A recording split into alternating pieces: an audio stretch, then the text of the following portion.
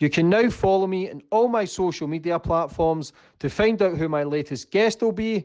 And don't forget to click the subscribe button and the notifications button so you're notified for when my next podcast goes live.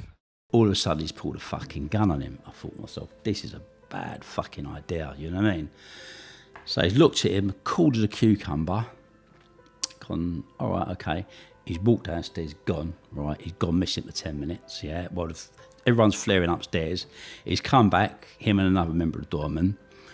He took two guns, put one in his head there, one in the other guy's chest. The other doorman's got a gun in his head, and you've got this yardie with a gun there. So you've got 4 guns now, all pointing at each other, right? And you've got us in the middle of this.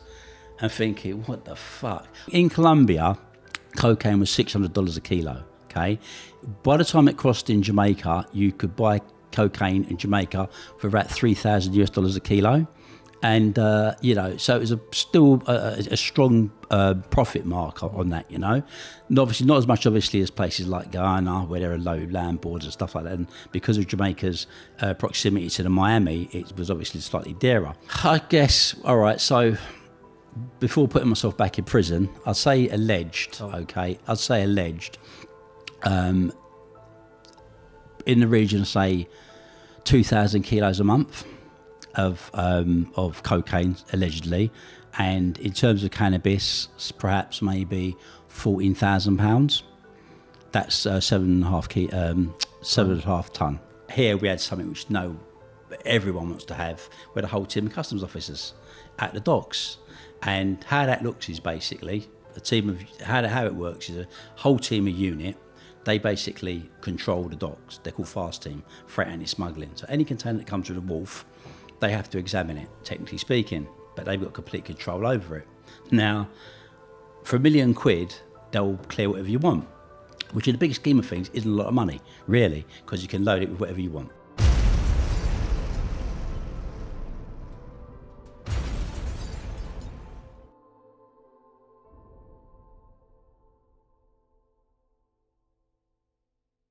Boom, we're on. Today's guest, we've got Andrew Pritchard. How are you, brother? I'm really well, James. Thanks for coming on today. It's a pleasure. Seen your documentaries, Andrew, read your books. You started the rave scene, people up to 10,000 at that. Made your first million at 22. You cocaine and coconuts, 500 kilo worth of cocaine you were involved in. You're just out of prison again, just last year.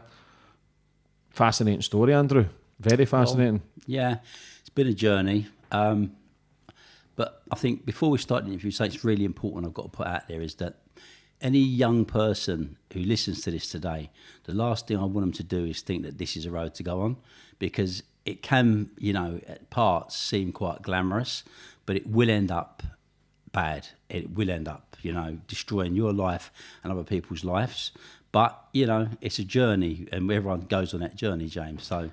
Yeah, it's a roller coaster, just what it says. You just got to kind of get your seatbelt on, and you're trying to make the changes now, which is a great thing.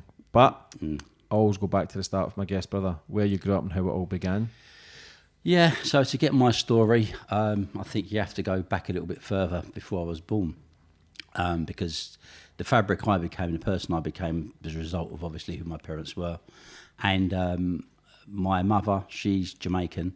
She came over to England when she was 22 years old. In 1951, December. That was 3 years after Empire Windrush, which was the first generation of West Indians coming here. She was married in Jamaica, and she came here to be with her husband. That was an abusive relationship. He used to beat her quite badly.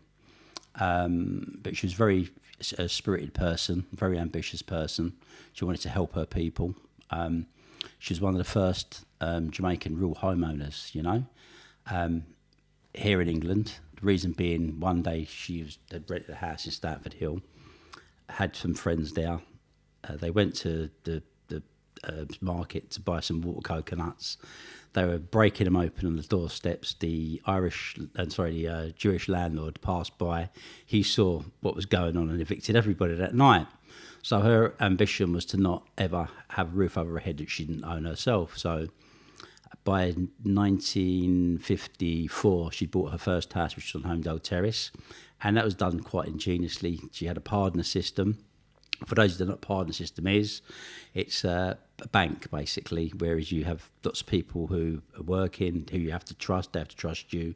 You look after that person's money every week, you take a contribution, and it revolves around where someone gets that pardon draw. And this was the first deposit for most West Indian houses, cars, businesses, that kind of thing. So she used that instrument to put herself on the property ladder. She left her husband and met my dad. Met my dad in 1954. My dad, he was East End boy. Him and his brother used to have a paraffin business. Used to sell paraffin door to door. West Indian people coming here at that time, first generation. He had a friend, guy called Billy Hill, and him and his wife Sadie wanted to get a club. My dad knew they would never be able to get a licence, and he decided to be the director of that club for them. And they opened the first West Indian club, contrary to what anyone else thinks and stuff, because there's sayings that there was places in the West End like the Roaring Twenties. They weren't the first. It was the Pepper Pot, 60 Green Lanes, Haringey, and that was it. And met my mum, and that was it. They hit it off straight away. In 1961, they bought their first property, and in 1966, I was born. So, you know, I grew up.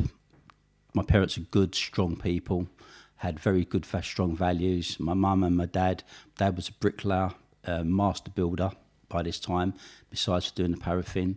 And they're very ambitious. My mum used to have a boutique in the bottom of the house. She used to buy what they call cabbage dresses.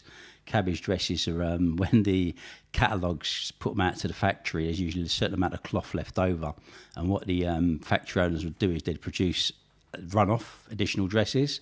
So she'd buy the dresses from them and sell them from the basement of the house to women who were coming to the Ridley Road Market down the road on Saturday. So I grew up around business. I saw, you know, this is what they'd done, you know, and when I got to a, you know, certain age, you know, I'd go and build inside my dad. My dad was a bricklayer, so I'd labour for him.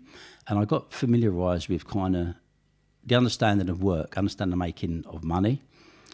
And I was a decent child, actually, you know. I was very sort of towed the line. It wasn't until I got to secondary school that things started to take a little bit of a dip for me. I went to a school called Philip Magnus, which is quite a notorious school. I'd say many very well-known crime figures had went through that school. I think Terry went through there, and I think Patsy Adams went through there as well. And yeah, quite a few other people from other families and stuff that have been quite known, you know, I've talked about in press and stuff like that. But yeah, that was Philip Magnus. The other one was William Collins. If you didn't go to Magnus, you went to Collins, and those schools used to fight. And you had a right sort of tranche of people coming out of there. So then I started to mess about, smoke, do all kinds of other bad stuff. My parents wanted to get me out of the area. A little bit too late for that, so they moved to Chinkford and wanted to send me to school up in Edmonton. But of course, that didn't work very well. By this time, I had a love for music. And I started building speaker boxes. I was putting on little events, which were like what they call blues parties. And I was actually making money. This was a young age. This was like, you know, 15, 16 years old. And I hence didn't go to school. So I bunked off every single day. And I spent, you know, time, you know, with my friends, building speaker boxes, you know, planning like what were small events, blues parties. And then started getting involved in silly things, selling bits of marijuana, stuff like that. And it just sort of continued. And I just started to find myself in that pattern, driven by the element of music. But where it sort of really lifted up and changed was my parents bought a shop in Hackney, which was a very, it was an off licence, but it was more of a community base, you know. People would come there. No person could ever say they didn't have, you know, a meal. In other words, if someone had no money, my mum would make sure they got a dozen eggs and a loaf of bread, do you know what I mean, and a pint of milk. Worst case, the rest, they were feeding their kids regardless, you know. And I was there, and their aspirations was for me to be this legitimate businessman that would, you know, have a string of off licences, no doubt. But that wasn't going to happen. Remember one day, I think it was like 1988, by this time I was already kind of pretty much out there. A friend came into the shop, said he was putting on a party, and wanted to know if I'd do the sound system. Said, not a problem. And I turned up, a little place called Oxford House in Bethnal Green with my, you know, equipment, set it all up. And that was the day my life changed. It was the advent of ecstasy, and the party kicked off to about 200 people in there. They were all, you know, sweating, you know, buzzing, and it was a mad thing to see, considered I didn't take Class A drugs at that time. I smoked weed, you know, and it was a completely new atmosphere for me. That led to another party the following week, party after that. And at that time I was involved as a, you know, providing the sound system and stuff. Wasn't even actually playing now. But, you know, eventually I saw the money that could be made, and I thought, this is something I want to do. It wasn't unnew to me, because I'd been doing blues parties where we would break into houses and set up speakers and set up an illegal makeshift bar. It was in my blood to do that. And the next step was warehouses. And December 1988, that was when Genesis was born. How old were you? I was 20. So still only a young kid. Yeah. You got that business mentality from your mum and dad? I'd seen it, you know, everything I'd seen with my parents. I said, Mum used to actually encourage me to count money. So when people would buy dresses, stuff like that, she would actually, you know, give me the money to count, because she knew in mind, she said, if I've got familiarised with money from a young age, you know, talking about like 7 years old now, you know, she always felt that I would understand, you know, how it was to have money and not be, you know, overly, you know, green towards it, you know, and she was right.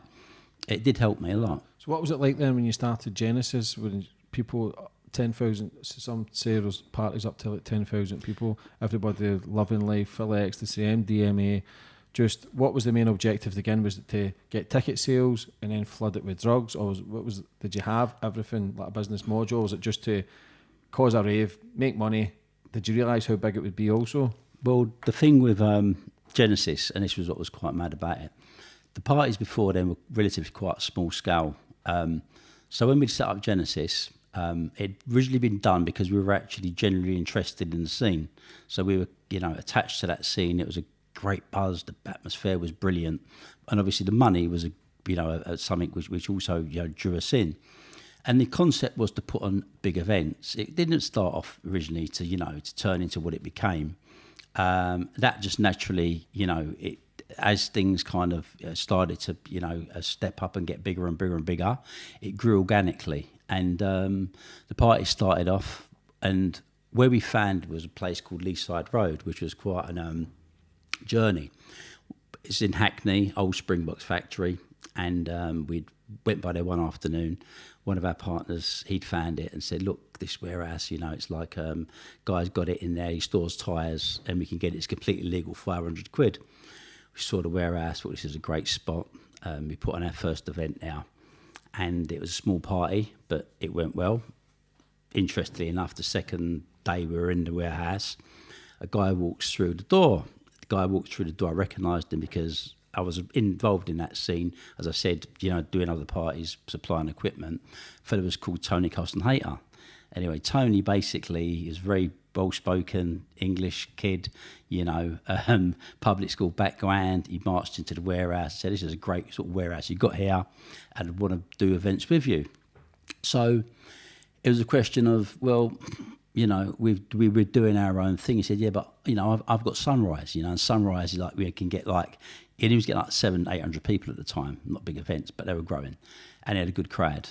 It was like, okay, well, we can do this. Let's put it on together. So we scheduled an event. We put it on, I think it was Boxing Day of 1988. Anyway, we staged the event.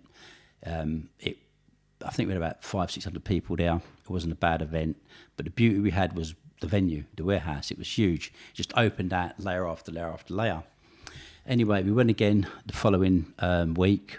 We hit a party there. Suddenly the crowds were coming up. We got, I think it was about 3,500. We then landed on New Year's Eve. So New Year's Eve now we'd anticipated what's this going to look like, you know. The word was going around. Suddenly now people were starting to hear about Genesis. A lot of people in the West End now were starting to come down. And it was like, we could sense it was going to be huge. Anyway, I'll never forget, we were setting up New Year's Eve. We had everything all in place. It's fucking, all of a sudden, fucking police turns up. They said, like, you know, what you're doing in this warehouse, listen, it's completely legal. We've got this warehouse, we had a makeshift lease as well, which of course was not worth the paper it was written on. But he basically went back and said, right, I'm coming going to bring the fire inspector down. I thought, fuck, where we had the party the night before, we had all these black bags full of, you know, tins of soft drinks, beer, all kinds of crap. So we got the doorman to quickly get them, throw them out the back door, literally blocking the, you know, any sort of alleyway there was. All of a sudden, the cop comes back with the fire inspector. He then turns up. He literally looks at the exit, puts his head around the door, doesn't even look properly. He seems pissed off, like the cozzers dragged him from his party, and he's gone, nah, it's fine, let them have their party. Well, that was it. We got about 5,500 people in there New Year's Eve, and then we went again the following week, thinking it was gonna get less. Instead, it got more. We topped out at about 8,000 people first week of January, and of course that was insane because we were in a stage we were closing down the West End because people were no longer interested in going to clubs in the West End, buying overpriced drinks and getting kicked out at, you know, 1, 2 in the morning. They were now deterring and coming straight to us. I remember that night we had Minnie Vanelli, who were the biggest act at that time, you know, Pet Shop Boys, Boy George, never forget, we had to literally pick him up, scrape him up from the floor.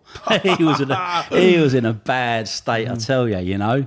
And you know, it was a crazy thing. Being so young, as I said, and seeing what was going on was pretty insane. You know, it was all around us. We were the centre point of everything. How many people were working in your team at that point? Staff in included. Our team at that point, we were relatively still not completely organised as we should have been. So I remember we had 10 casual doormen. We had a little team, an encircle team, that come and clean up the warehouses, you know, who were mainly friends. So I suppose about 20 people consisted of our little unit. Tony was doing the parties with us. He had about 10 people as well. So we had a little round group of maybe about 30 people, you know, working for us. How did you know how to trust? Because it was all cash in hand. There was no cameras back then. Well, that was the big thing, and a fucking hilarious story actually about that. And it came out like years and years later. We used to have a count room, and so what we'd do is look at the warehouse, we'd find a most suitable place, and what we'd do is, when the money was coming through the doors, it wouldn't be counted, thrown into black bags. The black bags had been took through the crowd, put into the count room, you count it anyway. Most maddest story, you thought, okay, fucking amazing night there, so place is packed with people. Wayne was sitting in there. We've got the mobile phone. Mobile phones were brand new at that time, so that was a trickery we used. So we used to have a meeting point originally before we could send them straight to the warehouse, and then we'd have the big old brick mobile phone, and then we'd have someone on a moped waiting at the meeting spot where all the cars would be. He'd have a pager, we'd phone him, send him a thing, say, right, he'd go to the phone box, he'd then say, this is where the warehouse is, he'd jump on a moped, and all the cars would follow in a convoy, because we knew if we got them to follow in a convoy, if the police did turn up, what happened is they'd be at the back of the convoy. So by the time the people spilt into the event, they wouldn't know how to control it, so they'd have to wait till the following morning till everyone emptied out, and then by then we'd skip, so we wouldn't get nicked in the, you know, in the aftermath. But the story with the who to trust, who not to trust, I never forget. So years later, I heard a story. One of the Tony was notorious. You know, he used to be a professional gambler basically. So he was banned from all the casinos because he could count cards. So he was a guy that was very, very clever, very you know on point, but couldn't trust as far as he could throw. And I'll say that to him now, and he knows. But apparently what he'd done one night, and I couldn't believe this, he told Wayne afterwards that he was actually left in the count room with Keith. Keith wasn't interested. He wanted to go off and buzz somewhere in the warehouse. So he's looked around the warehouse and thought, where can I nick money? And he's found a little hole in the roof. So apparently he was getting money and stuffing it up through the hole. And the next morning now, all right, and remember, it's an open warehouse, he said he's gone back, gone upstairs, and all he saw was a mountain of money above on the second floor of the warehouse. So who you can trust is one of those things. But at the time, as I said, you know, it's, you know, you're young people and you're doing it and your mind is more concentrated on the event, you know, and you're suckered into that. So that was how the party started to grow, and then things started to change. You know, as we started to make money, we had to be more vigilant. And, you know, it's a lot of money coming through the door. How much? We event. we were taking that Leaside Road at that time with the bars. We were taking the drinks and the gate, so we were probably taking 60, 70,000 pounds. Now that was a good little snatch. Do you know what I mean? Going through the gate, you know, and considering fivers, tenors. Do you know what I mean? It was £2 for a tin of Coke. So the profit margin of that was we were probably laying out maybe in security and sand, not even £7 grand. Do you know what I mean? So the profit margin was insane. But as we now started to become more sophisticated, we increased the price of the admission, and obviously there were a lot of people going on doing stuff at that time, armed robbers, particularly around the Canning Town area, who were, you know, looking at parties as a really, really easy target. So we had to look differently. So Wayne, his stepdad used to work at a club called The Stairs, and he had a little group of guys who worked on the door with him, and he said, look, we better step up the security. We, you know, really need to put a firm door in place. So he brought on some guys. One of them you've interviewed, Colton Lynch. Colton started there. So Colton was part of the firm, and we got 12 guys basically. But these 12 guys were very ICF, dominantly ICF. Yeah, you know, they were very handy. Do you know what I mean? And they were up for it as well, and they became our door. And of course, they tagged themselves as a G-Force, which came back to bite us in the arse, but we'll get to that. Anyway, so basically, yeah, they were our door. They became known as the strongest door, generally speaking, out there. And we started to do party after party after party. Leaside Road came on top because we found out that the property wasn't owned by the fella who we got it from. He actually was squatting in there. So when they turfed us out, we were on this roller coaster ride of finding a new warehouse every week. But luckily enough, Keith was our main warehouse hunter. He used to travel up and down in the week. He'd be looking for empty derelict warehouses. He'd spot one, he'd go back with a crowbar, jimmy the door, stick a different padlock on it, and then we'd wait until the Saturday afternoon to go in there, kit it out and set it up, you know. So how did nobody know? How did people know back then? Because there was no social media that there was going to be a rave then. Flyers. We used to have As simple as that. Handbill flyers, James. So we'd go and print like 5,000 handbill flyers. We'd have a little team of people, you know, some really good-looking little girls and stuff. They'd go outside the clubs. There was Spectrum, there was Future. There were a few clubs which were dominantly known for that scene, and they'd wait till people would leave and give them flyers. And got to the stage, everyone knew Genesis as the party to go to, so people would be waiting for the Genesis flyer. Where's the Genesis flyer? Where's the flyer? 2 meeting points were put on the flyer. Rave's been busted. Damn, how the hell did that go? That's weird. That's all right. Okay, we've got to jump back on that. How does that? Okay, we'll catch back on that. There you go, bro. So it was all down to flyers. Used to print the flyers. Had a little group of girls who would go out giving out the flyers after, you know, when the events ended in the West End, and that would be it. We'd have 2 meeting spots put on the flyer, and people would turn up at the meeting spots, and then we'd bring the convoys from the meeting spot to the venue. You know, it was no social media, and it was advanced. It's weird because now the officer that was in charge, a guy called Ken Tappenden, of closing the parties down, you know, he publicly stated in a documentary that what we'd done back then, the army couldn't even move people around like that, and the police certainly couldn't do it at the time. So it was quite ingenious, but it must have been for the police and the authorities. They were pulling their hair out, you know, because they had no control over what we were doing. We grew and we grew and we grew, and then inevitable stuff happened. Our door grew also, and in a nice way, our security wanted part of the business, which was fair enough because we gave them 25% between 12 men. To me, that was fair. They were putting their life on the line, and also they were there and they were a strong firm. You know, they were the kind of guys that if you had a problem and you said it's a problem, they would do whatever had to be done to get rid of the problem. Do you know what I mean?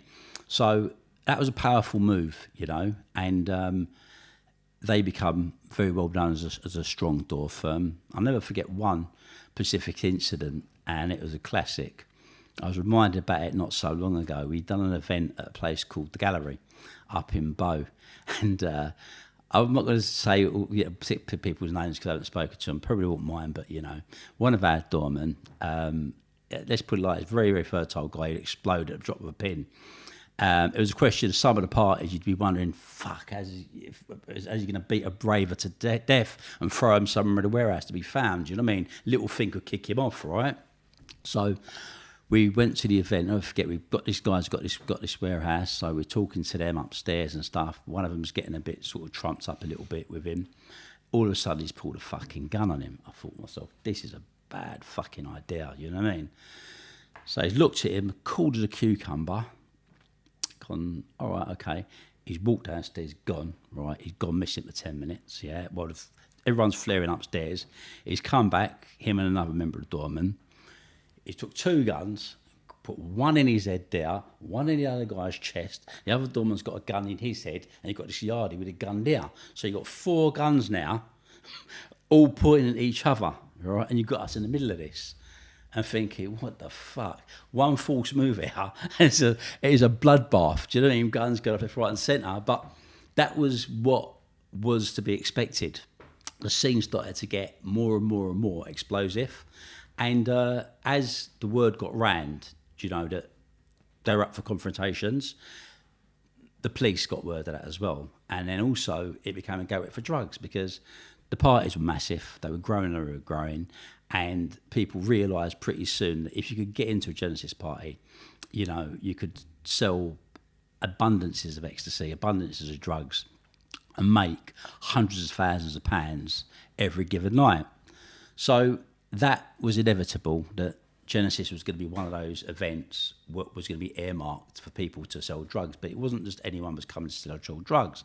We were obviously, you know, very connected. Our door were to the football firm, ICF, and they were East London, you know, guys, all local. So if anyone was going to be having stuff selling in there, they were going to be people who were local to us. Did people try to muscle in though when it started popping off if you're making over 200 grand a night? Well, the maddest thing was the door that we'd put in place, our security firm, were strong enough to face anyone. So what threats we would have had, because we would have had loads of threats coming to us, no one really wanted to come over and fuck around with them, you know. And what they were starting to do now was they were starting to go and to other events and take over their doors in a nice way. So we had our doorman now fucking doing all the security for all the warehouse parties. But of course, the word was now going around it was a protection racket and this stuff and that stuff. And they then would tag themselves as the G-Force, and in the police's eyes, the G-Force is Genesis. So it then put myself, Wayne and Keith as their targets, not the doorman, but suddenly we were the ones, Genesis were going around taking over the whole of the scene. So that was an unnecessary problem which was created, but we had it and we had to live with it. But then, of course, jealousy started to come into it and it became a series of raids. So it was a question of every fucking week we were getting raided before we started the event.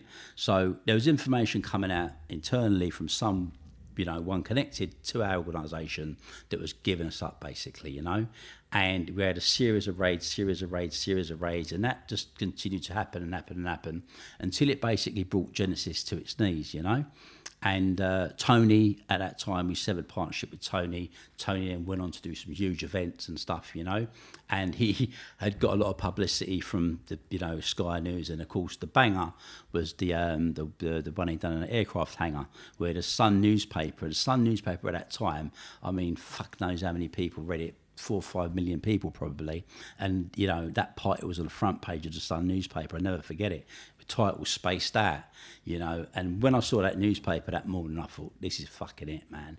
This is the end of it. Margaret Thatcher then kicked into gear. You know, she put out literally a price on everyone's head. You know, Shopper Promoter was the campaign, and it just started to. It became what was a scene which was pretty much fun. How long did it last for? The warehouse scene actually went from 1988, something like that, to 1991. We didn't have a great run. We had out of it a year, you know, as I said. And then people like Tony, he got a little bit longer of a run. Then the music changed slightly, and you know, you had other organisations coming in, and then the licences started to come into play. You know, Ministry of Sound opened, and then the scene sort of fizzled out and moved away from what it really was, the street kind of thing, into a more of a commercial business identity. Ahead of that, in 1991, by that time now, or ahead of that time, I had a network. You know, the network I had was on every fucker that, you know, supplied or sold drugs in that scene. And there was a matter of time, basically, before it became logical that if I now moved into that arena, I would be able to have the biggest distribution network of ecstasy if I needed it. So, you know, some people I know had come to me, they were manufacturing and importing lots of ecstasy. They said, look, you've got unbelievable contacts within that network. We haven't, but we've got the product. You know, can we come in and can we, you know, do business? And it was like, okay, so we opened the doors to that. And it was people I knew, as I said, you know, would buy huge amounts in wholesale. And we were probably doing like 250,000 pills, you know, a fortnight, which was a huge amount, considering it was a relatively small scene. What were you getting them for back in the day? Well, at that time, pills used to sell for £8 wholesale. Yeah, that's about so they used to sell for, before those doves. And basically used to have, like, in the parties, I think they sold about 15 quid, you know. So there was a big markup for the person who was selling them on. But obviously, you used to work on a pound profit, pound a pill. So if you made 250,000 pills, you know, and you was moving those a fortnight, you were making 125 grand a week. That's serious money. Do you know what I mean? You know, you can't turn your back at that, you know. So that was a great gateway, as I said, and, you know, it supplied a lot of drugs up and down the country, you know, to a lot of parties, a lot of events, a lot of raves. And like everything, flew very close to the wind on that one. And then one morning I got a phone call, said, don't go home. I was like, what? Don't go home. There's police everywhere. I was like, okay, right, it's time for a holiday. So I kept my, you know, disappeared under the scene. I called someone and said, look, I've got to get out of the fucking country, man. It's all over me. So they said, well, look, what you could do is a passport. I said, fucking, I've got the passport. It was like, oh, shit. So I said, okay, look, do me a favour. Back then you used to use one-day passports you could get, you know. So it was like, you could go in the post office with a picture and they give you a passport. So my pal came to me and said, listen, I'll get you a one-day passport. What you could do is use my name and use your picture. I said, okay, right. So that was it. I went there. I got across to France. I just kept low, stayed in France for, I think I was out there for about a month, 4 weeks, while I was getting a passport prepared, sent out to me. So I had a passport. I had an ex-girlfriend fly out with a passport. Took the passport. I'll never forget it. Went to the French embassy to get an American visa because I had people in the States, and they gave me a bloody visa to go to the States. So a week later, flew down to Miami. I kept low. I was in Fort Lauderdale for the best part of 3 months, and then it was time to go to my next leg of my journey, and that was Jamaica, because my mum obviously was born in Jamaica. She had a lot of influence, a lot of respect. A lot of people really looked to my parents, you know, because it helped a lot of people. So when I got to Jamaica, I was in a very good, fortunate position, and I was able to be around people who were the elite, you know, of that situation. And I was there, but I was a frigging wild man, you know. I was just coming from this craziness in London, and she was trying to, they would like me to be very civilised, because I was put around, you know, family members and people with, you know, connected, you know, extended family, and they were all in political power basically on the island. So they were like, okay, just keep a low profile, you know, just duck down and you'll be all right, you know. It won't come here for you. So I, of course, being me, couldn't keep a low profile. So every fucking night I was in a fight or some drama. And considering everyone carries a gun out there, it's not a particularly good idea to start, you know, going and have straight with people. But I was still very, very wild at heart, you know. And I met through a family member, a young lady, and we started seeing each other. And her father was a deputy prime minister, so he was heavily positioned in politics. And she fell pregnant and had my first son, who was Giovanni. And again, I couldn't keep myself quiet, and I just continued to be the rebellious man I was. And one night, I remember going out, I saw this girl and she was like so fucking stunning. I was like, wow. So I said to my friend who was with me, again, his father was a minister in the government, who the fuck is she? Who's gone, kid, she's like Miss Jamaica. She's fucking, you know, just Caribbean Queen and stuff at Miss World. I was like, I need to, I've got to see this girl. So I was like, that was on my mind. For your poor Mishka, it was like, that was out the window, you know, all bets were off now.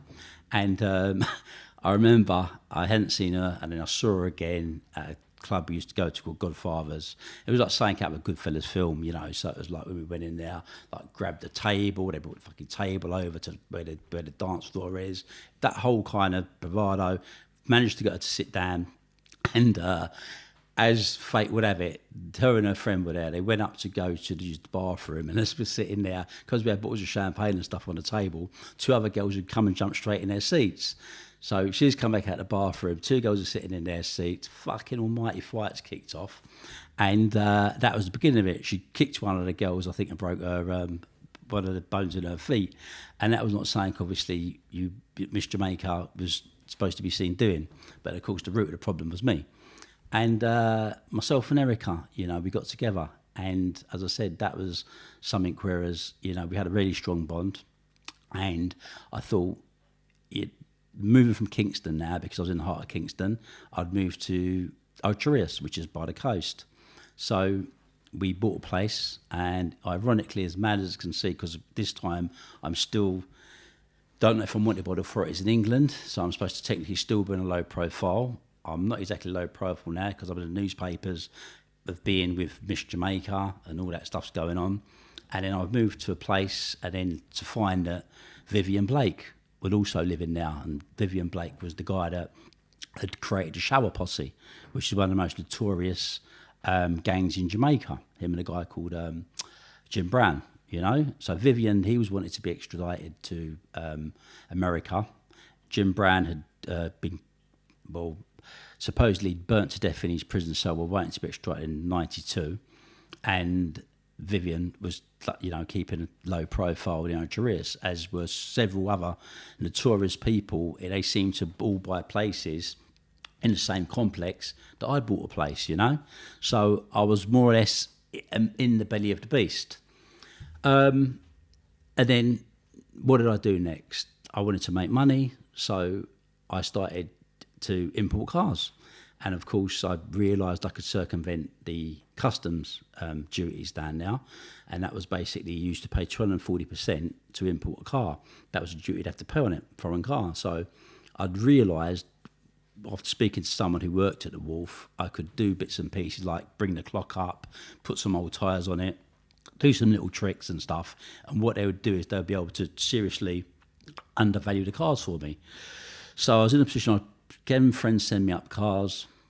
I would then, you know, do what I had to do to them, make £10,000-15,000 a car, which was a lot of money back then, you know, and that was a good business. So it was legal and not so legal. So I was, you know, it wasn't extremely bad, but it was bad enough. But it was making good money, you know. And then I went from there, and as I said, I got a good network of people who I sold cars to. Of course, I was selling nice cars, BMWs, Mercedes, and the people who buy those cars are politicians and drug dealers. So, you know, I had a circle around me now, you know. And I then went to get involved in opening up a moped business for tourists, stuff like that. So I trusted a friend. He was sending some mopeds up. One occasion, he decided to increase the profit, so he put a couple of nicked mopeds in with the parcel. And of course, that went badly wrong. Customs down here, you know, discovered it, and then it brought the heat to where I was. So that was now another unsettling situation. So I'd inadvertently brought it to myself when I should have just been doing, you know, legal business. Erica wasn't part of any of that. She didn't want to be a part of any of that, you know. What I'd done, I always do, and I don't tell my women about, because I believe that's how you do this thing, you know. And the pressure of everything was getting too much for our relationship, and we split, you know. And then how was that for you? How was it was very hard. It was weird, because at the end of the day, you chose the money over your missus. Yeah, and that was the sad thing about it, you know. It was a question of greed, you know, and in my mind, it was a question of, you know, doesn't matter. What's the big deal? I'm making money, I'm going to keep making money, and this is where my mind's at, you know, this is what I'm going to be doing. And the consequence was my wife and my child, do you know what I mean? And it was like, you think about it and it's insane, you know, that your mind is so wrapped up in, you're stuck into this scenario of it's all about greed, it's all about money, it's all about gain.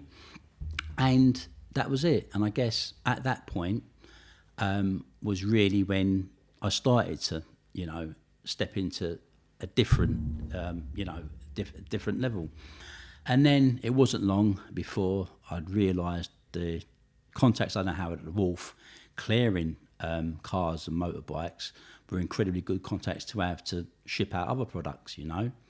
So I came back down to England by this time. The heat had cooled off, and I started now to, you know, link up back up with some of my older circle who'd all matured and developed in their own elements of business, you know. And a lot of those guys now had stepped up the crime ladder, and they'd chosen obviously to get involved in narcotics business, which was a sort of no-brainer. And it made complete sense at that time to be able to source products in Jamaica, which wasn't hard for me to do. So I'll never forget, actually, I went down there to arrange something once, and we need to transfer the money from obviously British sterling to US dollars. That's how the trade works. And again, I had incredible support of extended family, you know. It was a real combination of completely straight people to the real, you know, heavyweight criminals. And one person in particular, I'd went to see him, you know, and he lived there in the 70s. He went back to Jamaica and became incredibly powerful. He was a smuggler. He had great roots. He used to smuggle a lot of cannabis at the time from Colombia, Colombian gold into the States. And also he used to smuggle stuff back here. But as I said, he was a very well-respected smuggler, had a great network, and also ran an illegal bank. So what it was, foreign currency was a very hard thing to obtain in Jamaica because obviously they had a tight hold on it. Jamaica doesn't produce cars or things like that, so people, when they want motor vehicles or they want luxury fridges or whatever they want or goods for their business, they have to pay in US dollars. Having a network of the main smugglers, he meant he could buy currency from them, convert them into Jamaican dollars, and he could then do business between that world and this world. Do you see what I mean? And he kind of said to me, not a problem, but what are you doing, Andrew?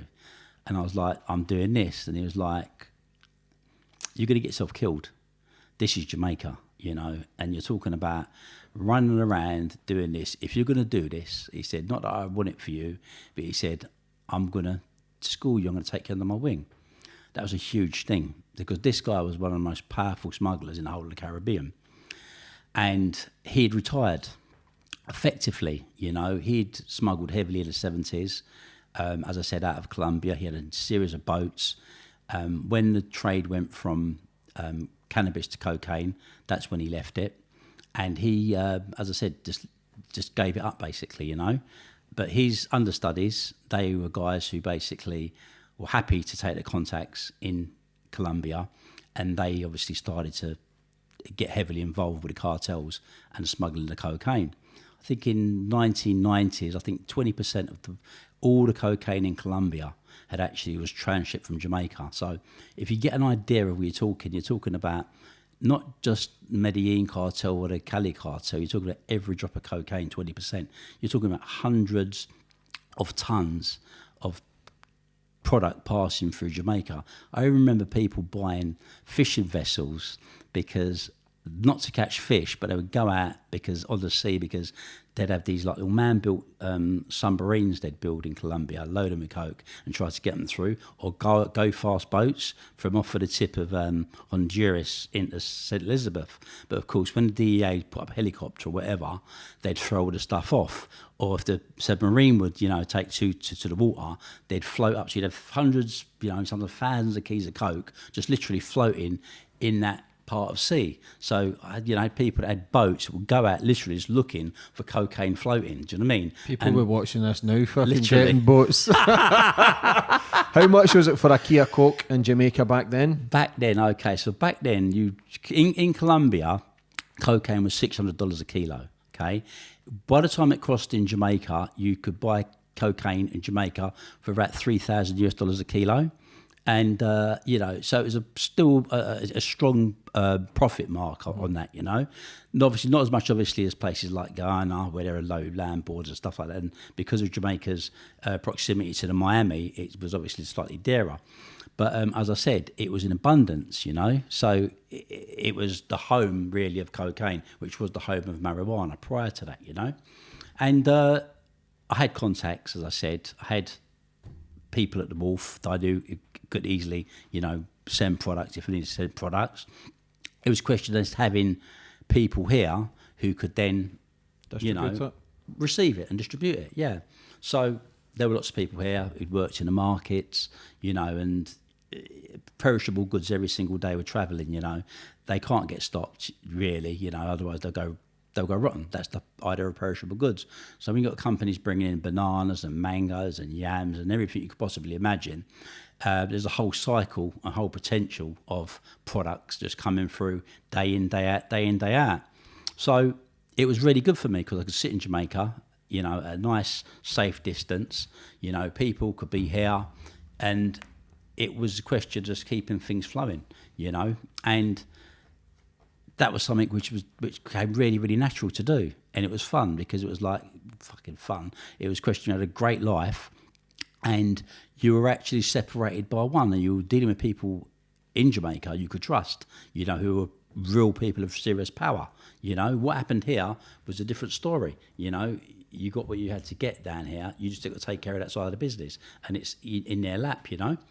And yeah, that was the journey. How much were you getting shipped over each week? I guess, all right, so before putting myself back in prison, I'd say alleged, okay? I'd say alleged.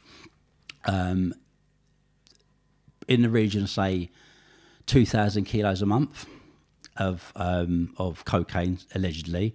And in terms of cannabis, perhaps maybe £14,000. That's 7.5 ton, yeah. So proper shipments getting sent. Yeah, over. proper shipments. Yeah, of course. Yeah. How much were you making? See, before you went done the white, the coke. Yeah. How much were you worth then? That's a really hard question to ask. Are you comfortable, or do you know I think it's a question that's hard to ask because, again, you know, looking at PII documents and things like that when I was finally arrested, because public interest immunity documents are what the police, the DEA and the different agencies, you know, say they've got, you know, and mad figures were put in there, insane figures. In 2006, a ridiculous figure was put in a newspaper in the Sunday People Rich List that had £100 million, which was insane figure, you know. But, you know, big figures are brand as a brand, but I was making a lot of money, you know, just to put it in any term, you know, by anyone's standard. Yeah, and that was it, you know. What was it when, like, if shipments get stole, or shipment gets busted? Because you see in the films, you read in the books, like, say there's 10 shipments a month, people give up maybe 2, take those 2, maybe a ton of coke in it, let us away with the 5 or the 10. Does that happen? See, the game, the real game is played bigger than that, James, okay? So the real game is played that when people put huge amounts of drugs on boats, okay, or in containers, it's not a guessing game, okay? Customs officers, police are paid at both ends to make sure that it gets through, okay? So that's a sealed guarantee. If it falls, it's fallen by a complete accident. It's fallen because something has happened, a mishap on a computer or whatever, or another team of officers have been looking at someone, basically, and they've led a different intelligence-led operation, and they've come across it or fell across it. But huge shipments like that are closed what they call door-to-door, okay? So that's how that works. So the idea of having to give away a shipment here to trick a shipment and all that, if it's playing the game on a big level, you know, you're almost guaranteed at both ends. What you're going to send is going to leave, and what you're going to, you know, send is going to be received. So every shipment that's going out, they're getting their pay. That's how the big game is played, you know. It's not a question of chance. You do have chance, don't get me wrong. You can have a door where you can bring stuff through, and you know it's a company that's been running for a long time, and you know you can throw 10 boxes on 12 boxes, fill them with boxes of product, do you know what I mean? And you can load them up. You've got 100 key there, 200 key there, whatever, and you know someone might discover it, customers might discover it. It might get dropped here, it might drop there, and those are looked at as, you know, just you can afford to lose eight out of 10, do you know what I mean, and still make profit on 2, you know. But when people are doing huge amounts of product, you know, those are secured. Those aren't just thrown on willy-nilly. They're not. It's not a question of chance, you know. Yeah, too much at stake for that. 20, 30, 40 million pounds worth. Too much at stake for that, you know, and that's practical odds, you know. So yeah, so that's how that game is played, you know. 1999, it was a game that I didn't want to sort of really play much more.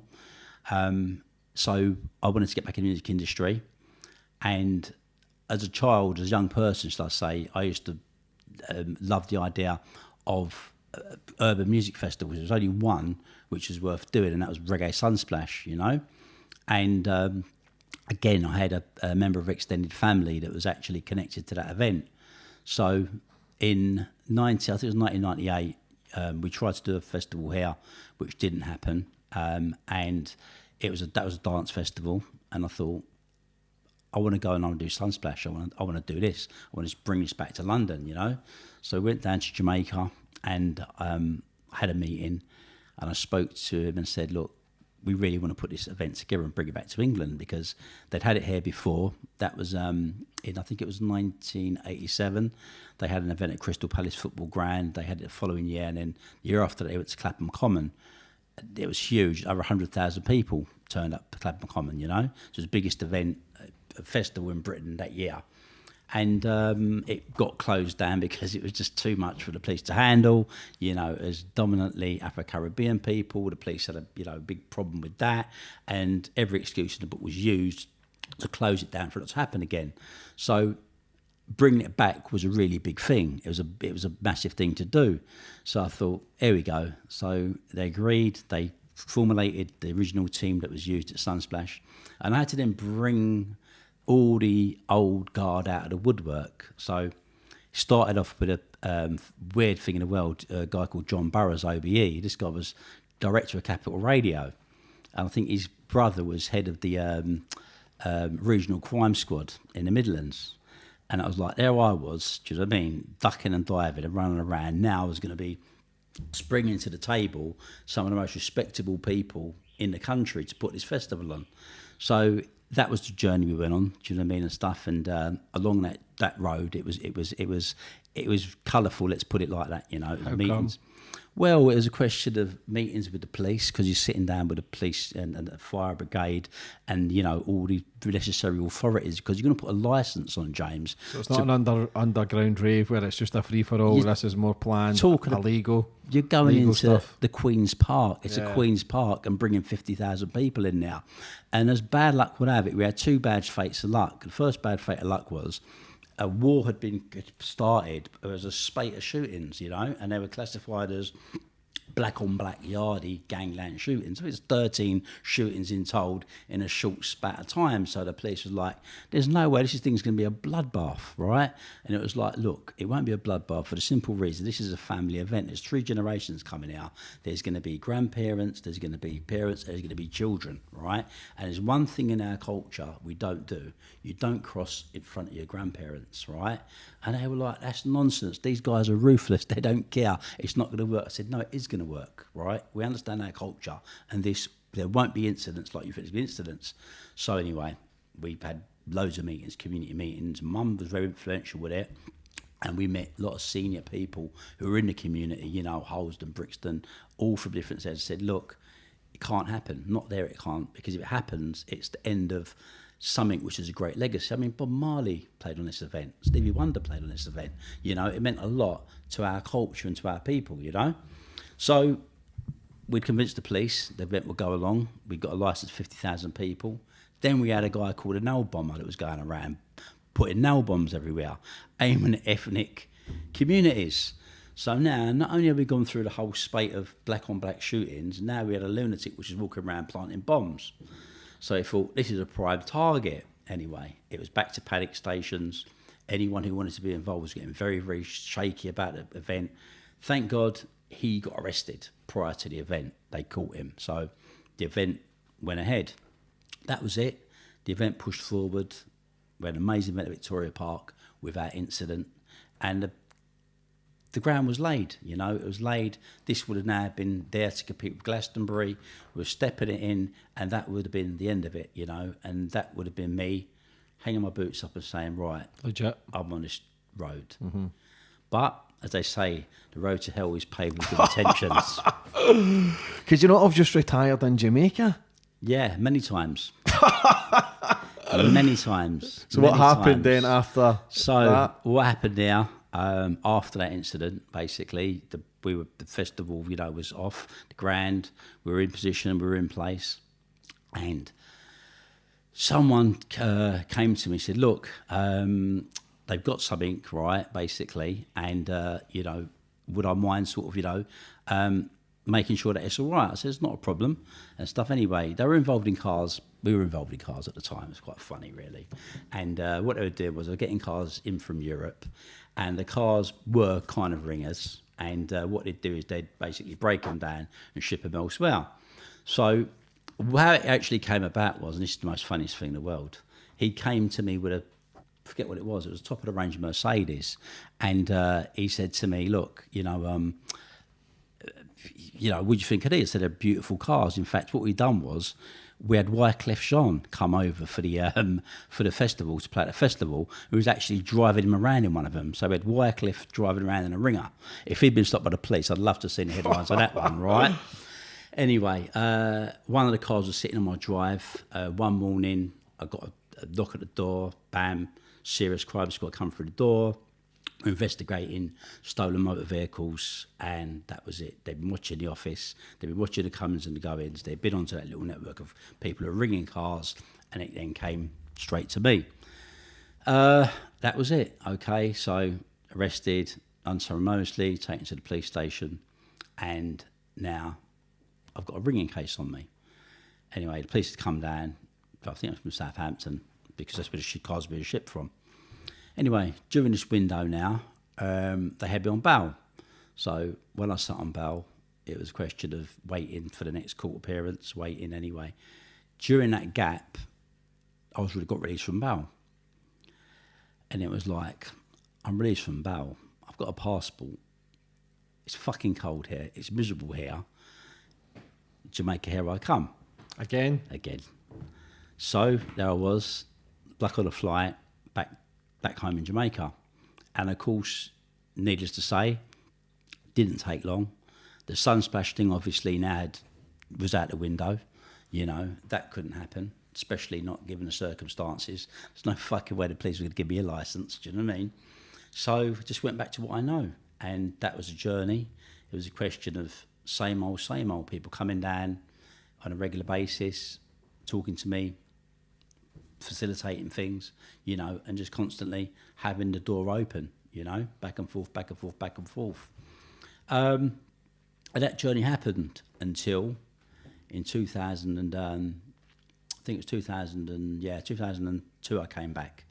So I came back, which was an unwise thing to do, really thinking about it. Was there any heat on you from the British coppers over in Jamaica? If you were shutting stuff here? Everything was being blocked because the position I sat in was a very, very fortunate one. So I had a great political circle around me. So anything in terms of intelligence that was coming up from Britain, and that was coming multiple intelligence. There was Metro, there was DEA, there was Customs and Excise, and there was regular Met Police, which was, I think, regional crime at the time, you know. So anything they were coming up with, intelligence, I'd get a heads up immediately. It was like, okay, right, they've got this PI has come. I have to share it. How PIO works, I'll actually show you what it looks like. How it works is intelligence is formed different agencies. Then they've got certain agencies they have to share it with. So when they then share it with Jamaican intelligence, straight away, hey presto, I've got access to it. So I think, fuck, right, okay, so they're on me, I can't go there, I can't go there.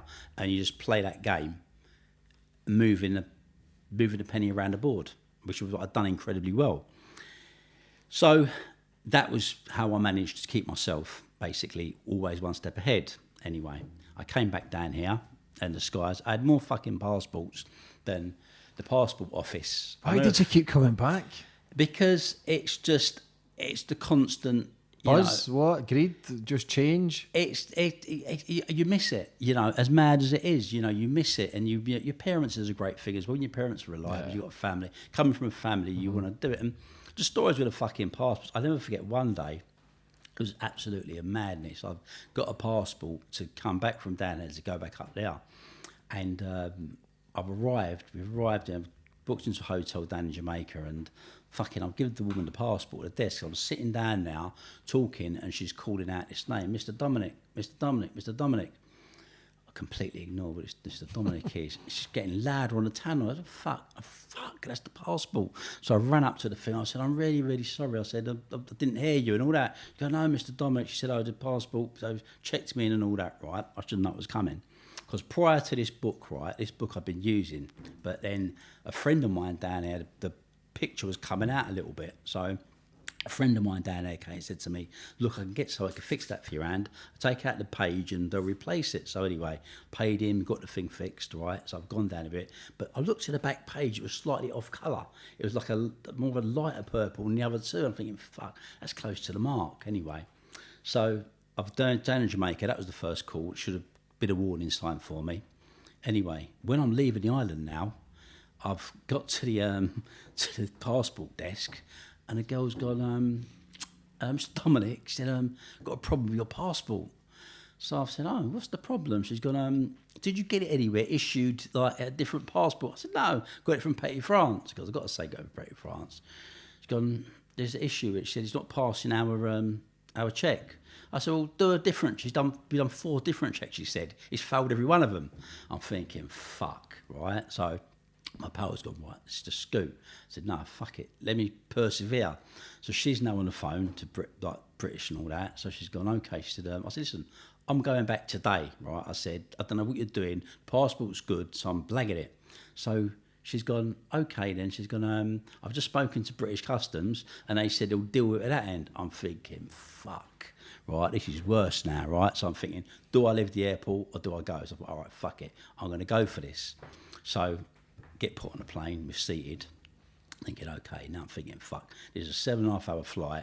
I've got 7.5 hours to think of a story, right? And it's got to be a brilliant one, because when I get outside of that airport, there's going to be an issue.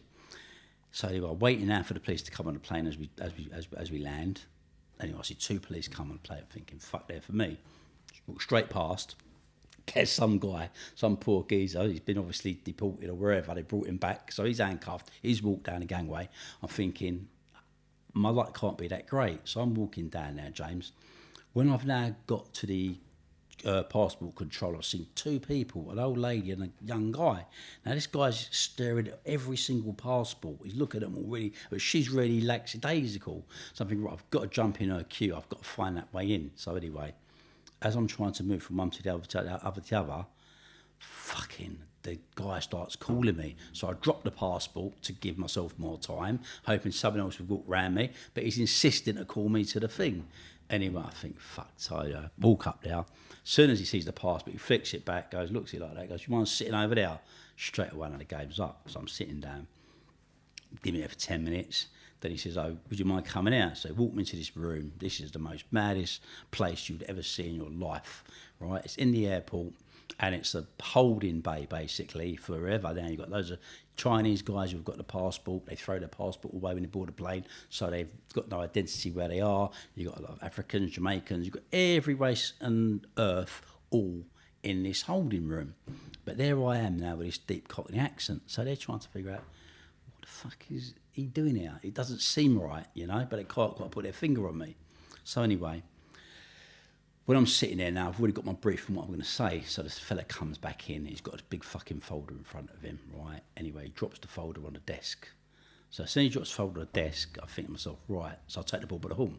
So I get up at him and go, listen, right, you know it, Mr. Dominic. He's like that. sort of taken back, because that's going to be his big words to take me. I said, Dominic, I said, Mr. Dominic, I said, looks fucking nothing like me. I said, let me tell you why I've got that passport. And the guy's just like, got to hear this one. I said, listen, really good friend of mine, so was going out there, getting married, wanted me to be the best man. So the reality was, you know, I thought it's horrible, it's cold over here. Do I really want to be sitting in England when my best pal's getting married? I said, so I thought, you know what, let's see if I can get my hands on a passport. I said, and went into the pub, I was talking. Literally someone came to me and said, listen, I'm already talking, son. I can get you a book. If you want a book, it's because you're 100 quid, right? No questions asked. I said, listen, I thought the guy was bullshitting. I give him 50 quid. He said, well, meet me. He came back 2 days later. There was the book, right? It's like, what's this person's name? I said, I can't fucking ask people's names. He said, so you're telling me you flew on a false passport in a time of height of terror, right, to go to your friend's wedding? As soon as he said that, I thought, this fucking idiot has fell for this story, right? So I said, yeah.